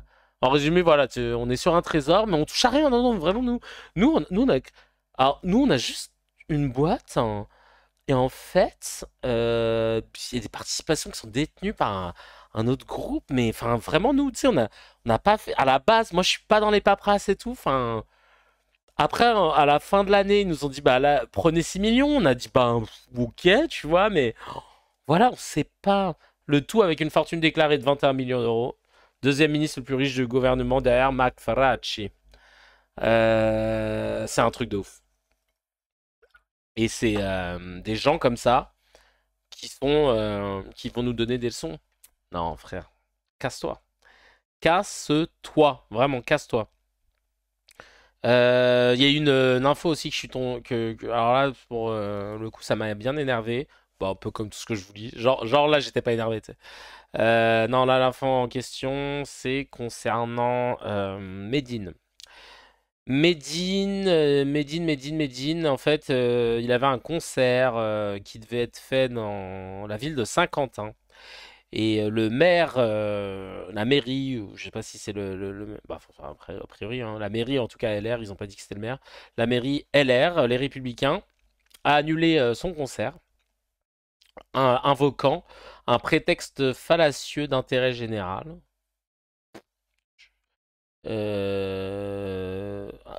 C'est au nom de l'intérêt général. Voilà. C'est-à-dire qu'ils n'ont pas parlé de troubles à l'ordre public. Ils n'ont pas parlé de risque sécuritaire, rien. Ils ont dit oui, non, c'est. Et il y a très peu d'articles qui en parlent pour vous dire la vérité. J'ai galéré à. C'est grâce à Clément Viktorovitch. Et j'invite vraiment les gens à aller voir ses lives et sa chaîne YouTube parce que je kiffe ce qu'il fait. Et là, concert, voilà, annulé à Saint-Quentin. Est-ce qu'il y en a plus d'infos? Là, j'ai France 3 Région. Il y a 150 personnalités qui dénoncent une censure inacceptable. Ils ont fait une tribune, donc ça c'est cool. C'est cool qu'il y ait une tribune. Ok, merci les gars. Mais alors attends, qu'est-ce qu'ils ont dit? Une décision prise par Frédéric Macarez, le maire LR de Saint-Quentin, donc c'est bien le maire. Et il évoque des valeurs qui. Ah, c'est une femme parce que là, qui la dérange, d'accord. Elle évoque des valeurs qui la dérangent. Interrogée au téléphone, elle a expliqué, considéré que Medine n'est pas une personne claire sur les valeurs de cohésion, de laïcité et de lutte contre le racisme. Elle n'a toutefois pas cité précisément de propos tenus par le rappeur qui l'aurait dérangé. Je tiens beaucoup au partage des valeurs de la République. Les valeurs de la République et la laïcité, puisque je trouve qu'on veut dire le frérisme. Chaque année, on produit 80 spectacles, nous faisons des choix artistiques et c'est très important qu'on soit en phase avec ces valeurs et celles de la laïcité, putain. Tout ça, franchement, ça veut rien dire. Ça veut rien dire, vraiment. De son côté, Medine assure ne pas avoir été contacté par la municipalité au sujet de l'annulation de cette date. Joint par téléphone, il nous explique que ce sont ses fans qui lui ont appris la nouvelle. Putain, c'est abusé, putain. En plus, tu le respectes pas, vraiment. Et donc, ça fait polémique, évidemment. Et donc, sur le compte Instagram de la maire de Saint-Quentin, on trouve également des commentaires de soutien à Medine. Et la maire Frédéric Macarez assure avoir déposé plainte suite à des contenus haineux, voire diffamatoires, publiés sur les réseaux sociaux par des internautes soutenant l'artiste sans donner plus de précision. Voilà, encore une fois, mais elle va sûrement perdre, hein, de toute façon, s'il y a une plainte qui est posée, parce que c'est flou quand même. c'est super flou pour museler, c'est pour museler un artiste, pour museler de l'art. Parce qu'il n'y a aucun motif, encore une fois, hein, pas d'incitation à la haine, pas de risque sécuritaire, pas de trouble à l'ordre public. Ça, c'est l'habitude, le truc qui sort à chaque fois quand ils veulent discréditer. Là, il n'y a rien. Là, il n'y a rien. Il a donné une centaine de concerts sans incident. Pourquoi là? Non, c'est chaud. Non, mais c'est du pur délit de faciès, du pur racisme. Ça me vénère, franchement, c'est incroyable. Donc la tribune que les artistes ont fait te demande évidemment la reprogrammation immédiate du concert. Engagement public du maire à ce que la vie culturelle locale ne soit plus dictée par des choix politiques. Oui, c'est important. Voilà, voilà. Non, parce que là, vraiment, intérêt général, c'est génial. On a l'impression que, frère, c'est quoi? C'est des tiges qui fait Médine? N'importe quoi. On va passer au gros dossier que je vais traiter avec vous. Putain, ça fait déjà combien de temps là qu'on est ensemble? Ça fait déjà 1h11, non, ça va. Il nous reste encore une bonne demi-heure pour traiter le sujet. Et là, le sujet, franchement, c'est le traitement médiatique Iran, Irak. Et là, franchement, encore une fois, la presse française brille par son inefficacité, par sa partialité, par sa médiocrité, et on va en parler. Alors, il y a eu pas mal d'émissions, il y a pas mal d'extraits, évidemment, je vais pas tout vous montrer, mais pas mal de choses qui nous permettent déjà de dresser un portrait de ce qui se passe. On a des gens qui se sont révélés, d'autres qui brillent par leur médiocrité habituelle. On va commencer d'entrée avec un certain Pascal Praud qui nous a appris quelque chose d'assez incroyable. On l'écoute tout de suite. Région du monde et Pardon. Nous sommes tous israéliens pour rappeler qu'Israël est la seule démocratie dans cette région du monde et nous sommes tous israéliens. Pardon, oui, Iran, Israël, non, parce que Irak a déjà mangé sa salve dans la tronche par les Américains. Iran, Israël, évidemment. Et on apprend, grâce à Pascal Praud, hein, je le remets encore une fois. Nous sommes tous israéliens pour rappeler qu'Israël est la seule démocratie dans cette région du monde. Ah, la seule démocratie dans cette région du monde. Ça, c'est un argument vraiment de propagande israélienne qu'ils sortent sans sourciller. C'est comme quand Laurence Ferrari avait dit une fois, dans le plus grand des silences, je rappelle que l'armée, que Tsahal est l'armée la plus morale du monde, hein, et qu'elle prévient les populations civiles avant de bombarder. Donc voilà, je tiens à le rappeler. Et t'as envie de dire, mais attends, déjà, tu bosses pour qui? Mais bon, en même temps, quand tu as reçu ensuite un prix pour te remercier pour ton travail de défense de l'État israélien, déjà pour moi, normalement, t'es out du journalisme. Quand tu reçois un prix d'un lobby d'un pays qui te remercie d'avoir bien défendu le pays, je comprends pas comment ça percute pas dans la tête de tous les autres partis français, dans la tête de l'Arcom, dans la tête de la justice, de se dire, bah là, en fait, c'est pas normal qu'une journaliste soit récompensée par une force étrangère pour avoir bien parlé de cette force étrangère. En fait, déjà, là, ça ne va pas. Ça ne va pas, ça ne peut pas, tu vois. Je comprends pas, déjà. Ça, c'est déjà un gros premier problème. Ensuite, on avance souvent l'argument, d'ailleurs, je fais une petite parenthèse, mais on avance souvent avec l'argument que Israël, Tsahal, pardon, est l'armée la plus morale du monde, bien sûr, hein, je l'avais déjà dit, je le répète, hein, le titre de l'armée la plus morale du monde, il sort d'où?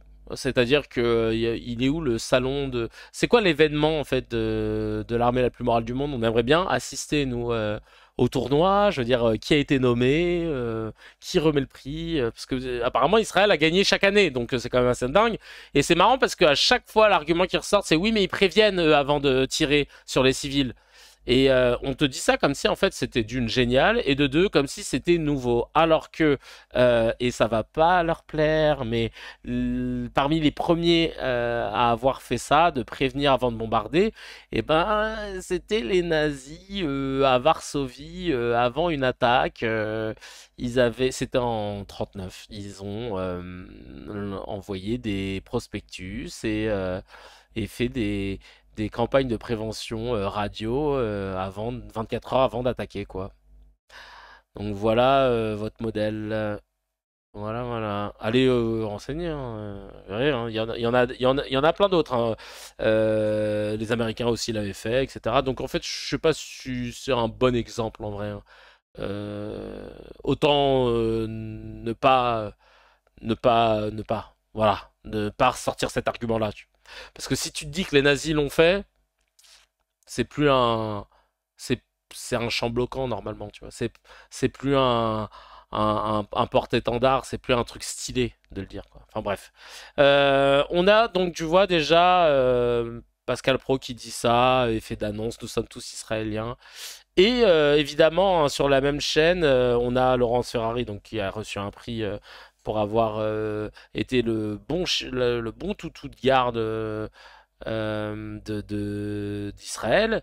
Et on a évidemment notre amie Christine Kelly, toujours là, dès qu'il s'agit de parler, de dire de la merde et de tout rapporter à Dieu. Et évidemment, Israël a une très très grande histoire, puisque vous faites le lien avec la Bible. Israël a une très très grande histoire. C'est le peuple choisi par Dieu selon la Bible et selon les croyants. Donc c'est vrai que pour continuer ce que vous disiez, les croyants regardent cet épisode avec un œil très particulier. Ouais, et on l'entend dans les témoignages qui sont très forts. Et Morandini, en plus, elle dit ça face à Morandini, donc hein, le pédo. Qui ne la reprend pas parce que est-ce qu'on s'en bat pas les couilles de savoir que les Israéliens sont le peuple élu par Dieu en fait? Depuis quand c'est un argument qui a sa place à la télévision française laïque où on nous casse le cul quand des nanas mettent des robes trop longues, trop bouffantes, etc. La laïcité, machin, bah Medine qui se fait annuler son concert, et là dans le plus grand des silences, dans le plus grand des calmes, on te sort un argument biblique éclaté au sous-sol pour te dire que, bah voilà, c'est pour ça que les croyants sont très attachés au peuple israélien, parce que comme c'est le peuple élu, non mais élu en vertu de quoi en fait? Parce que si on joue à ça, les gars, moi demain je vais écrire mon livre saint et on va s'éclater. Hein. Ah les frères, je vais écrire. Je vais inventer un truc sur les cracks, et va falloir le gober le bordel. Hein. Non mais c'est scandaleux. Je sais pas si vous vous rendez compte de à quel point c'est dangereux même. À quel point c'est dangereux, clairement. Enfin, vas-y, voilà, ça me saoule. Tout ça pour dire que je trouve ça scandaleux, ça me saoule, c'est du n'importe quoi. Énormément de textes. Pourrait dire le contraire d'ailleurs, effectivement, notamment dans la Torah, mais bon, on va pas rentrer dans une étude théologique, on n'est pas là pour ça. Croquette infinie pour Mani, article 1. Ouais, non, justement, là, faut lui faire perdre du poids, le petit père. Il est allé chez la Veto hier. Elle m'a dit, bon, ce serait bien qu'il perde un peu de poids. Hein. Je dis, oui, ça va. Donc, je dois lui faire des courgettes. Apparemment, les chats adorent ça. Voilà. Donc, il va bouffer des courgettes. Je sais pas si ça va passer. Écoute, on va essayer. Et là, j'ai vu cette petite photo qui m'a fait évidemment beaucoup rire. Je vous la mets. L'heure des pro-israéliens. Voilà, ça m'a fait beaucoup rire. Parce que c'est un peu ce qui se passe là sur CNews. Franchement, les mecs se cachent même plus. Aucune impartialité. Des arguments orientés. Pas de faits. Que de l'émotion. Et puis surtout... un parti pris qui est scandaleux. Encore une fois, il faut taguer les bonnes personnes. Mais vraiment, c'est... et pas juste CNews quand vous voulez tacler, mais c'est quand même scandaleux. C'est assez dégueulasse pour ne pas le citer. Et toujours dans cette guerre Iran-Israël... c'est intéressant parce que j'écoutais C'est ce soir, donc C'est ce soir, une émission que j'écoute tout le temps, et aujourd'hui avec du recul, après 2 ans, je peux vous dire que c'est l'émission qui est l'une des plus importantes du PAF et qui est en même temps l'une des plus éclatées du PAF. C'est une émission où ils te mettent 2 animateurs alors qu'il y en a qu'un qui parle et l'autre... T'as vu, si jamais je peux lâcher une phrase, ça dérange pas, Karim? Ouais, ça dérange pas? Ok, merci. 1 heure pour débattre. C'est-à-dire qu'au bout de... À 20 minutes avant la fin, Karim Rissouli, il écoute même plus ce que les gens disent. Déjà, on pourrait dire non, mais moi je pense qu'il faudrait égorger tous les enfants et boire leur sang. Oui, alors très rapidement parce qu'on a plus beaucoup de temps. Allez-y.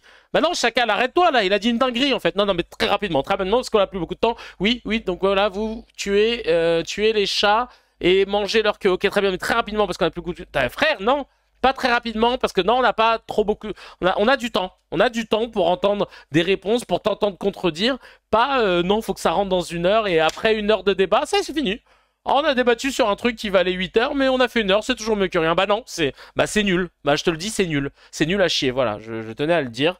Cette émission, je l'aime autant que je la déteste, voilà. Donc Karim... ou fais 1 heure pour la télé, puis après tu fais la version longue pour les réseaux, j'en sais rien, mais c'est parce que c'est nul à chier ce que tu fais, et arrêtez de faire des doubles présentations si c'est pour que y ait juste une personne qui serve à rien aussi. Alors ça, j'ai jamais compris. Bref, c'est assez dingue le matrixage dans les médias français, de leur nom en fait, de leur façon de couvrir le truc. Tu vois, je regardais En Société pour le coup, là ils avaient fait un truc qui était pas trop mal. Il y avait Shirin Ardakani, c'est une avocate et cofondatrice du collectif Iran Justice qui documente et poursuit les violations de droits humains commises par le régime iranien. Parce que je rappelle que le régime iranien viole le droit humain dans le plus grand des calmes, et notamment le sort qui est réservé aux femmes là-bas est juste à gerber. Donc en fait... personne ne soutient Khomeini, je pense qu'on est tous d'accord là-dessus, hein. Le guide suprême, là, on s'en bat les couilles, clairement, personne ne le soutient, et évidemment que c'est la pire chose qui puisse arriver à un peuple. Shirin Ardakani se retrouve à devoir, parce que les médias français ont décidé de ne pas faire leur taf, comme c'est leur habitude depuis maintenant 2-3 ans, la pauvre Shirin se retrouve à devoir défendre dans les faits l'Iran, soutenu par Gallagher Fenwick. On dirait qu'il a inventé son blaze, c'est un grand reporter franco-américain, Gallagher Fenwick. C'est sûr que c'est pas son nom, c'est un mytho lui. Bref, et il débattait sur les guerres préventives, tu vois, genre de faire la guerre à quelqu'un au cas où, parce que la plupart des observateurs français dans les médias français ont décidé de dire oui, en gros, là c'est une guerre préventive. Sauf qu'une guerre préventive, si t'as pas eu l'autorisation de l'ONU, etc., c'est pas une guerre préventive. Parce que sinon, tout le monde fait des guerres préventives au cas où. Parce que c'est une guerre préventive au cas où l'Iran aurait la bombe nucléaire. Et le meilleur exemple qu'il a donné, Gallagher Fenwick, mytho, comme on l'appelle chez nous, c'est le blaze qu'il a sur PSN, voilà. Quand il joue à LoL, c'est le nom qu'il met. Et Gallagher Fenwick, il a dit la Corée du Sud songe à avoir l'arme nucléaire. Est-ce que la communauté internationale accepterait que la Corée du Nord fasse une guerre préventive contre leurs voisins, sachant qu'ils sont en bisbis? Et je pense que c'est bien de mettre en perspective. Parce que c'est trop facile à chaque fois de trouver des excuses à l'État israélien quand il fait des dingueries. Et t'as envie de dire, bah attendez, on va reprendre vos arguments. Est-ce qu'il s'applique ailleurs? Merci Bolos pour ton abonnement. Du coup, en gros, en vertu du traité de non-prolifération, l'Iran n'a pas le droit d'avoir d'armes nucléaires. Il a le droit de s'enrichir en uranium pour de l'utilisation civile, mais pas pour des bombes. Sauf qu'en ce moment, ou depuis quelques temps, il s'enrichit de ouf. Il a dépassé le seuil autorisé, et il y a eu un événement diplomatique qui fait qu'ils ont décidé de plus donner le suivi de ce qu'ils font, tu vois, avec leur uranium. C'est pour ça que tout le monde est dans la suspicion, etc. Bon, après... pour l'instant, il y a deux sons de cloche, hein. T'as des gens dans C'est ce soir qui disent que selon l'institut qui est là pour observer justement l'activité nucléaire, ils sont en passe d'avoir suffisamment d'uranium pour la bombe nucléaire.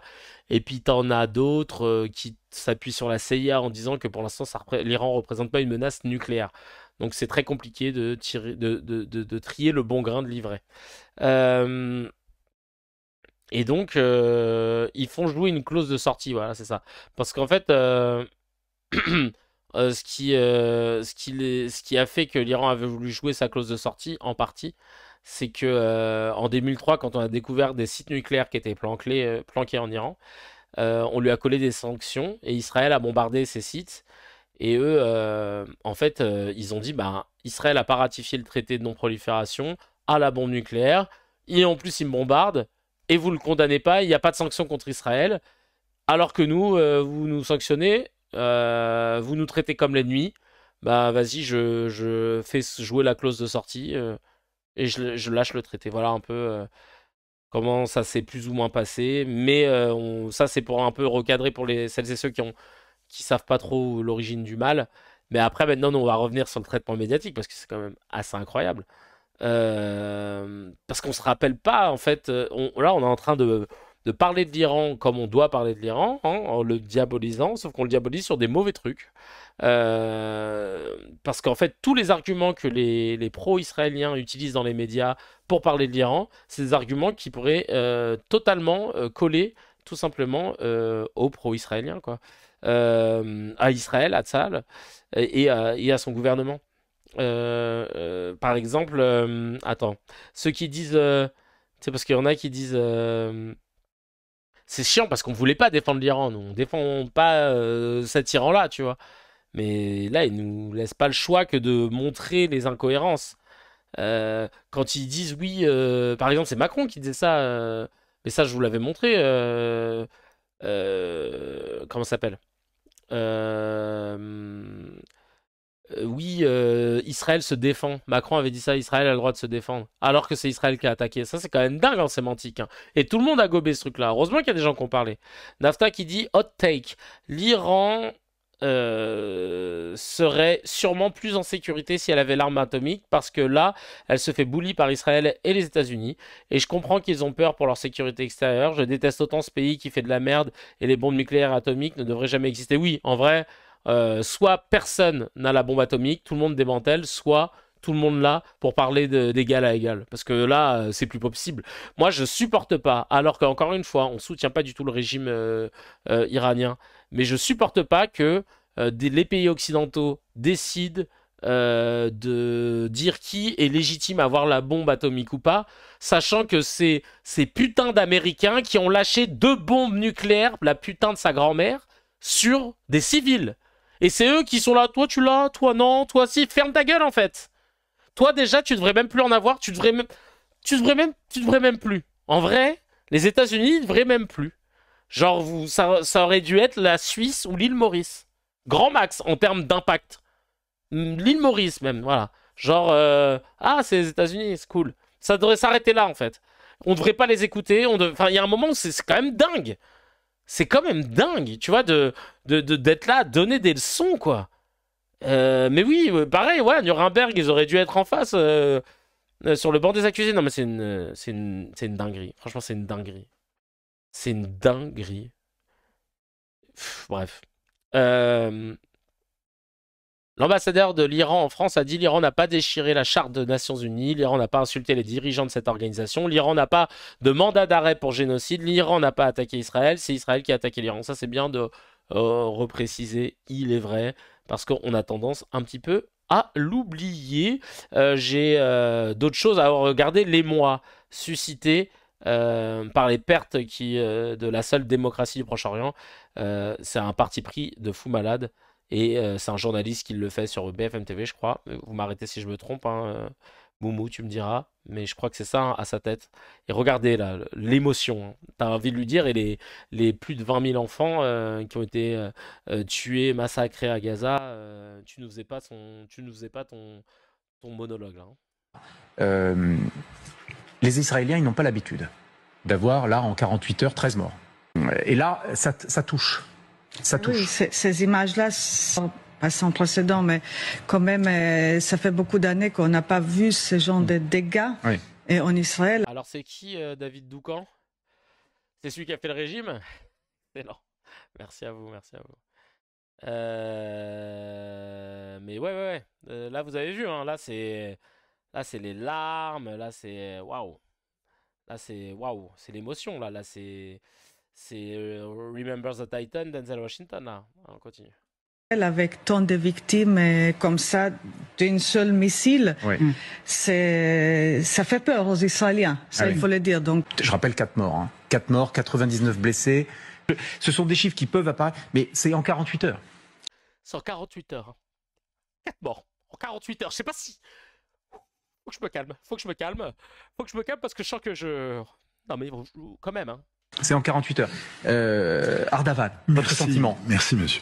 Sincèrement, je suis un peu surpris par votre stupéfaction par rapport aux 4 morts en Israël à l'issue de cette frappe, alors que tous les pays qui entourent Israël, eux, ils ont l'expérience des milliers de morts. Que ce soit les 60 000 morts de Gaza, les milliers de morts du Liban, sans parler de Cisjordanie, partout autour, les gens ont l'expérience des milliers de morts sous les bombardements israéliens. Chirac, là, franchement... Ouais, franchement, Jacques Chirac, la résurrection de Jacques Chirac, là, elle a dit les termes en direct de la station thermale. Oh là là là là là là là là. On banalise... Ouais, ce qui est triste, c'est qu'avec toute leur monstruosité, on banalise la commission des morts. Non, mais en tout cas, Chirac, là, il a remis les choses en place. Et c'est pas pour ne pas nous faire plaisir, je sais plus parler. Et là, j'ai découvert... Alors lui, putain... attendez, vous connaissez Arash Derambash? Moi, je l'avais déjà rencontré et tout. Très sympa et tout, le gars, machin. Il aimait bien le fait que je sois engagé et tout. Arash Derambash, c'est qui déjà? Ah oui, n'oubliez pas que l'attaque a eu lieu pendant que les USA et l'Iran négociaient les termes du nucléaire civil. Ah, ouais, ouais, c'est un avocat, ancien élu municipal de Courbevoie. Il est juriste et auteur et militant contre le gaspillage alimentaire. Voilà. Moi, je l'avais rencontré à cette époque-là. Bon, après, apparemment, il a gonflé son CV. Il aurait peut-être un faux doctorat. Sa thèse n'a jamais été validée. D'ailleurs, son doctorat a été annulé. Aïe, aïe, aïe. Pire encore, il est condamné pour faux et usage de faux en 2023 avec interdiction d'enseigner et d'exercer certaines fonctions. Ah ouais, chaud. Bref. Arash Derambash. Arash Derambash. Il a fait une vidéo, j'ai pas compris. C'est Idriss Aberkan, le gars. Oh le bâtard. Regardez cette vidéo. D'ailleurs, je l'ai pas regardée en entier, donc on va la regarder ensemble en entier, c'est incroyable. Moi, je veux vous le dire en toute honnêteté, Netanyahou, on peut le... Donc là, il est sur I24, hein, une chaîne israélienne francophone. Donc là, il est à la maison. Critiquer, on peut dire tout ce qu'on veut, mais ce qu'il vient faire là, et s'il fait changer le régime, il aura le prix Nobel. Le prix Nobel de la paix. Ouais, difficile d'être. Pourquoi? Et je vais vous le dire, les yeux dans les yeux, je le dis ici, et à tous mes compatriotes français, ou à tous ceux qui sont en Iran, ne vous trompez pas d'enjeu. Il n'y a pas de négociation avec des dictateurs. Là, on discute pas avec des gens qui sont des nazis, avec les Hitler et les Himmler. Moi, je discute et je négocie avec des gens qui sont dans un champ démocratique. C'est pour ça que je dis au président de la République, Emmanuel Macron, ne vous méprenez pas, monsieur le président. Là, vous faites une erreur historique. Oh là là là, prix Nobel de la paix. Donc en gros, pour lui, pour Arash Taras, là, il pense que Netanyahou mérite le prix Nobel de la paix. La vie de ma mère, que Netanyahou, le jour où on l'attrape, qui sera jugé pour crime contre l'humanité, un crime de guerre, chacal, on va te ramener, toi. Que tu le veuilles ou non, maire adjoint de Courbevoie, on te ramènera. On te ramènera parce que comme tu essaieras de le défendre avec ton... Arrache ta gueule, exactement. Tu essaieras de le défendre avec ton faux doctorat et tes fausses capacités de juriste. Et on sera un plaisir, en fait, de te voir baigner dans la même cuenta que lui. Non mais sérieux, prix Nobel de la paix, non mais... Je sais pas quel meilleur d'or on va donner à ce gars-là. D'ailleurs, putain, j'ai tellement hâte de faire cette cérémonie. Parce que je relisais un petit peu les Gérard la dernière fois avec des potes. On rematait le nom des Gérard de la télé. Hein. Je sais pas si vous vous en souveniez, ce truc-là. Et j'ai tellement hâte. Trop hâte. Bref. Mais non, mais là, c'est une dinguerie. Vraiment, Arash, tu me déçois. Vraiment, là, c'est du grand n'importe quoi. Donc, on continue un peu dans ce grand n'importe quoi. Heureusement, tu vois, on a, pour finir d'ailleurs, sur un peu la couverture médiatique, ça a été ça tout le temps, hein, évidemment. J'aurais pu vous mettre, et je vais vous le mettre, Boudjelal. Alors là, pareil. Oh putain de merde. Ça, c'est du petit lait. Ça, C'est du petit lait. Alors attendez, non là vous entendez la voix de Bélir Nabil. Ça c'est du miel. Ça le miel, c'est une nouvelle séquence que je vais faire en fin d'émission. Je vous le mettrai après. On va regarder une séquence, c'est le Polytaquin qui l'a partagé. Merci à toi Khalil. Et vous allez voir, c'est assez ouf. Je vous le mets de ce pas. C'est Boudjelal. J'ai plus son blaze, miskin.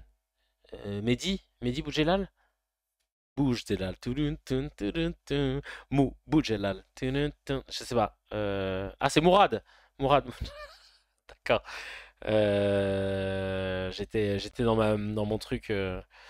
J'étais dans mon truc MC Solar pour les Oriens. J'étais très content de moi. Allez, c'est parti.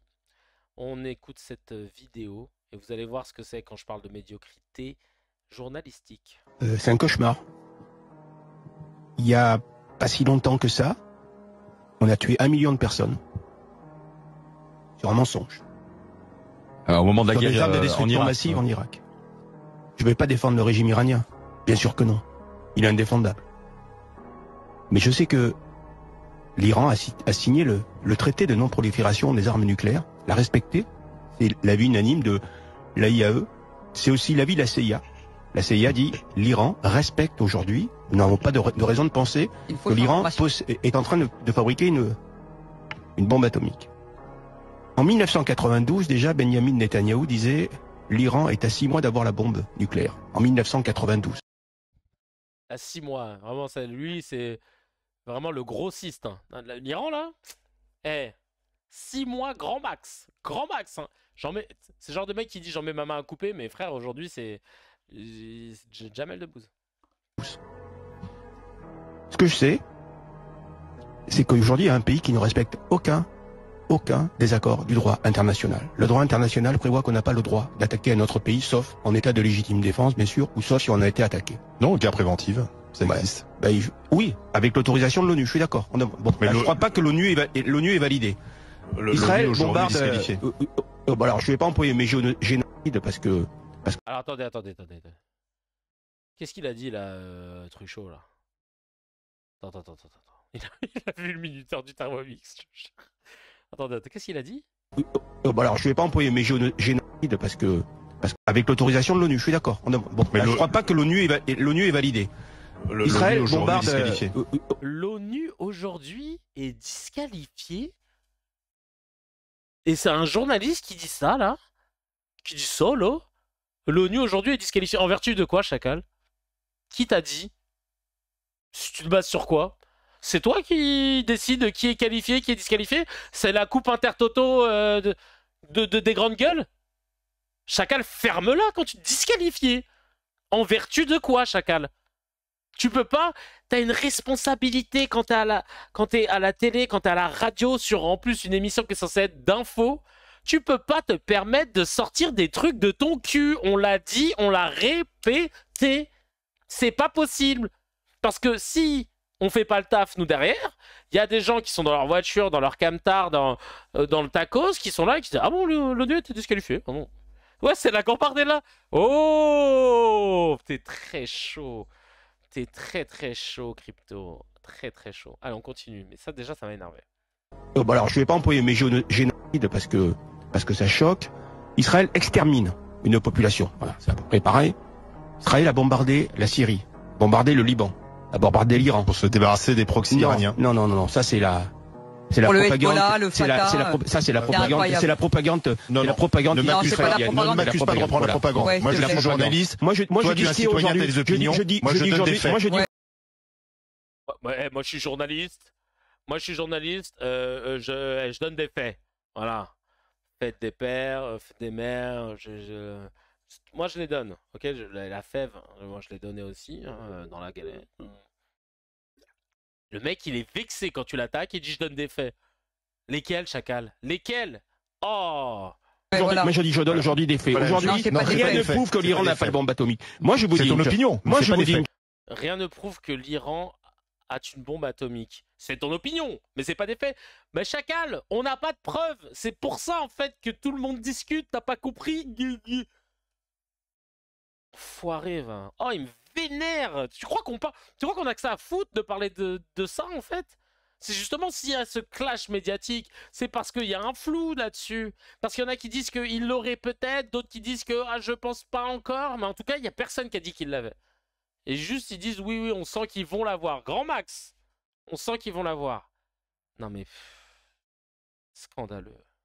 Une chose. C'est pas des faits. Ouais. Je vous dis une chose. Défendez qui vous voulez. C'est votre problème. C'est votre problème avec votre conscience. Parce que l'histoire parlera. Donc défendez qui vous voulez avec votre conscience. Mais l'histoire vous regardera. Et des milliers, des dizaines ou des centaines de milliers de morts vous regarderont. Faudra l'assumer un jour. Faudra l'assumer. Votre absence de courage face à la vérité. Faudra l'assumer.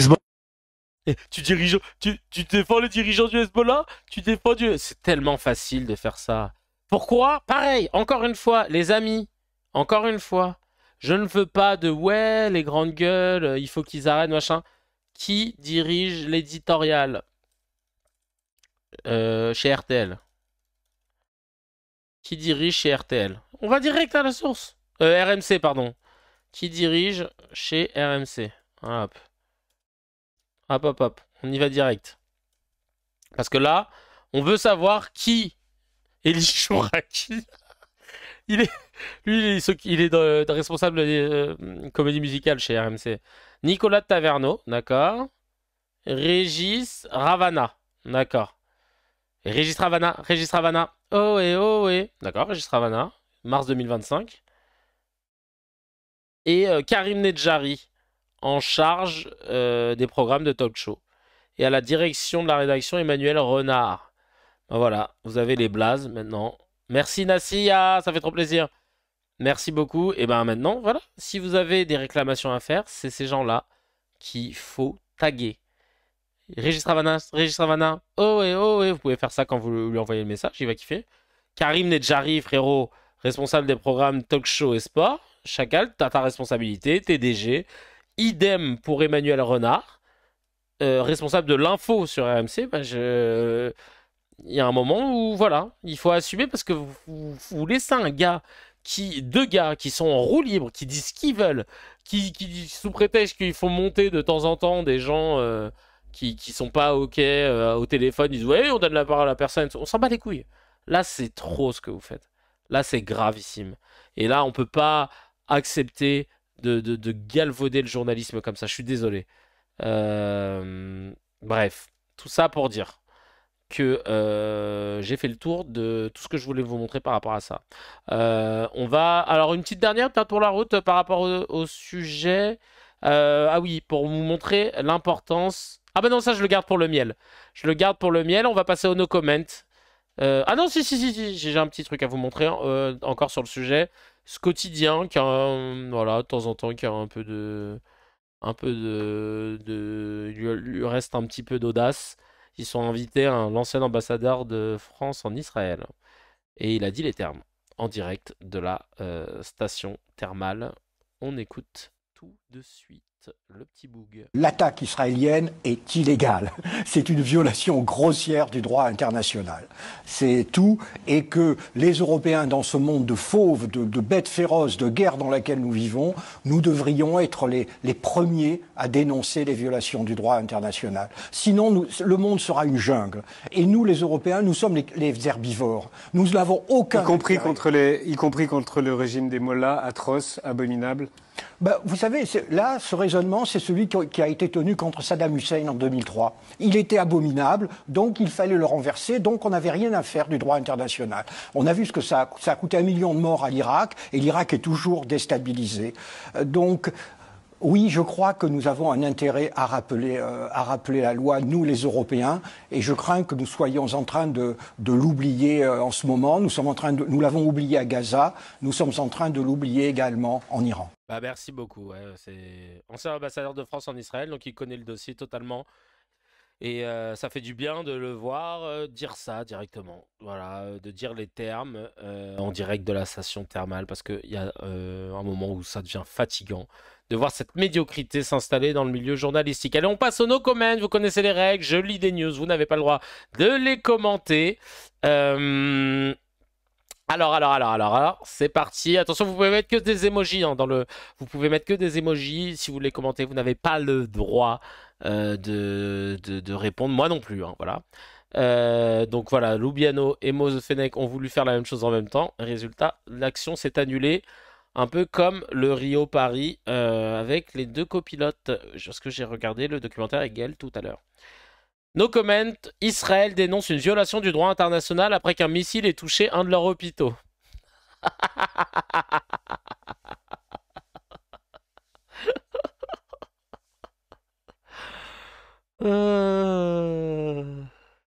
La Cour des comptes a épinglé les Restos du Cœur qui auraient exagéré leur crise financière de 2023 pour toucher des aides.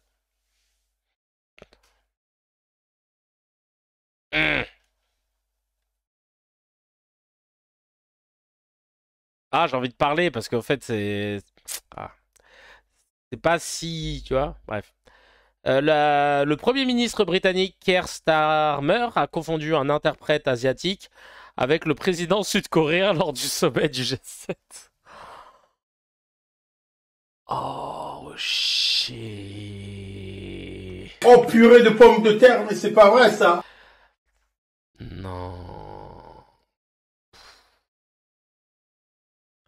Bref. Et enfin, pour finir, 16 milliards de mots de passe de comptes Apple, Google, Facebook, Telegram, GitHub, je connais pas, sont désormais exposés et en vente sur le Darknet. Ah, super. Allez, on désactive le chat et on finit l'émission en beauté. Parce que, je vais vous expliquer. Il y a des fois, c'est vrai que c'est un peu anxiogène, l'actu, c'est tout le temps même anxiogène. Et c'est bien de se dire que on peut finir sur une petite note sucrée, tu vois. Pas tout le temps dans la race-rat totale, etc. Et c'est pour cela que j'ai décidé de faire une nouvelle rubrique dans CKR qui s'appelle le miel. Le miel, c'est quoi? C'est juste des petits extraits très satisfaisants qui nous font plaisir et qui nous redonnent foi un petit peu de temps en temps dans l'espace médiatique quand on voit des gens se faire recadrer, etc. Bon, bah alors j'en ai pas tout le temps, mais là j'en ai 2. Alors déjà, mon chouchou, on va commencer avec Bélir Nabli, que j'ai pu rencontrer et qui est adorable. Et là, on va savourer la médiocrité journalistique qui rencontre ce qu'on adore, à savoir les chercheurs, les faits, le droit. Et là, ça donne un miel de Manouka. C'est un miel qui coûte super cher. C'est parti. Plan de nettoyage ethnique assumé publiquement. Il y a le droit international. Bien sûr. Israël est poursuivi pour crime de génocide et je peux vous dire que vu... Israël, son Premier ministre, Benjamin Netanyahou. Pas du tout. Non. Benjamin Netanyahou est poursuivi devant la Cour pénale internationale pour crime contre l'humanité. Par contre, c'est l'État d'Israël et ça, c'est vraiment quelque chose que les gens comprennent pas. C'est l'État d'Israël qui est poursuivi pour génocide devant la Cour internationale de justice qui, il y a 15 mois déjà, a dit qu'il y avait un risque si on ne faisait rien. Pendant 15 mois, non seulement on n'a rien fait, mais Israël a poursuivi finalement ce qui était souligné. Juste, je reviens sur cette expression utilisée de nettoyage ethnique qui est évidemment, qui vous appartiennent, mais qui sont remises en cause aussi par d'autres experts et commentateurs aujourd'hui. Non, je vous... Vous vous rendez compte qu'elle a chaud, c'est miel de Manouka. Hein. Elle a chaud parce qu'il a dit les termes. Et là, elle dit oui, non, par contre, en gros, elle fait comme Pascal Pro. Le modérateur que je suis est obligé de... Mais Chacalette, il a dit quelque chose de... Ah, vous allez voir la suite. Mais c'est dingue comment... Les journalistes se chient dessus quand quelqu'un fait le travail, tu sais. Je vous vois douter, mais... En l'occurrence, l'expression génocide est contestée. Par exemple, moi je fais partie des gens qui ne l'utilisent pas, mais l'expression nettoyage ethnique, elle est maintenant acceptée par tout le monde. Il y a bel et bien un nettoyage ethnique en cours à Gaza. J'aimerais qu'on entende. Pardon, non, la notion de génocide, elle est sur la table de la Cour internationale de justice, je vois pas ce qui est contesté. Mais oui, mais lui, c'est le doctorage du droit. Qu'est-ce que tu veux chercher? Non mais sérieux quoi, franchement j'hésite si c'est du halib ou du honey. C'est vraiment là c'est du c'est les deux, c'est double H. Ça c'est du double H. On adore en tout cas. Merci 1000 fois Bélir pour ce petit miel. Et enfin pour finir un autre miel. Alors là c'est pareil quand les politiques qui font maintenant le même taf que les éditos, à savoir sortir des infos de leur cul, rencontrent les chercheurs avec des faits, avec des chiffres.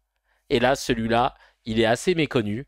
Et c'est sur le nombre d'homicides qu'il y a en France, parce qu'en ce moment on nous fait flipper avec la violence, l'ultra-violence, l'ensauvagement de la société, etc. Les politiques y vont à fond, hein.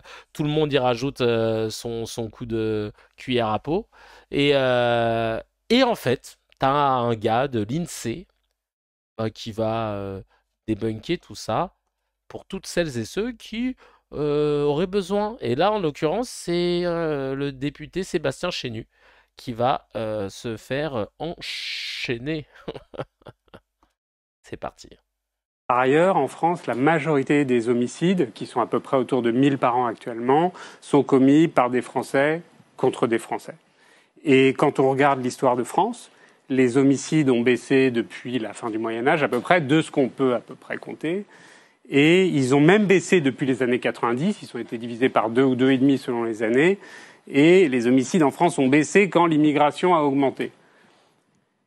Pourtant, souvent, les leaders du Rassemblement national font un lien entre la violence et l'immigration ou le taux d'étrangers.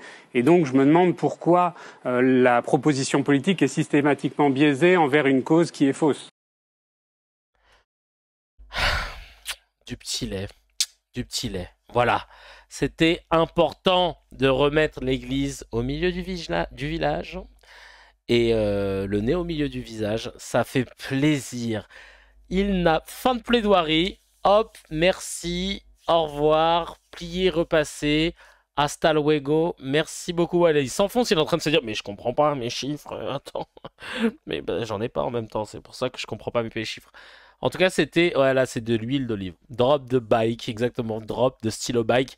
En tout cas, c'était un plaisir de pouvoir faire ce CKR. Oula, pardon, excusez-moi, j'ai changé de scène encore. De ce CKR avec vous. Vous êtes au top, les cracks. Merci 1000 fois. Et bah, on se dit à lundi prochain, je sais pas. Attends, je regarde mon emploi du temps. En vrai, j'ai 2 bikes. On peut s'en faire un petit samedi. Ah non, non, j'ai une pièce de théâtre. On va... bah non, bah lundi prochain. On va faire comme d'hab, lundi prochain, sûrement 22h. Et ensuite, jeudi prochain, pareil, on se fait ça vers 21h, c'est bien. Sans problème technique, j'espère. Bon, franchement, ça va. Vous avez vu comment ils sont réglés rapidement maintenant parce qu'il y a tout le matos et tout. Non, franchement, on est bien. En tout cas, c'est un plaisir. C'est plaisir de pouvoir papoter avec vous. Et je vais vous donner très rapidement une date pour qu'on se fasse un petit truc en live. Voilà. Allez, gros bisous. Et je vous dis à la semaine prochaine. Bye bye. Ciao.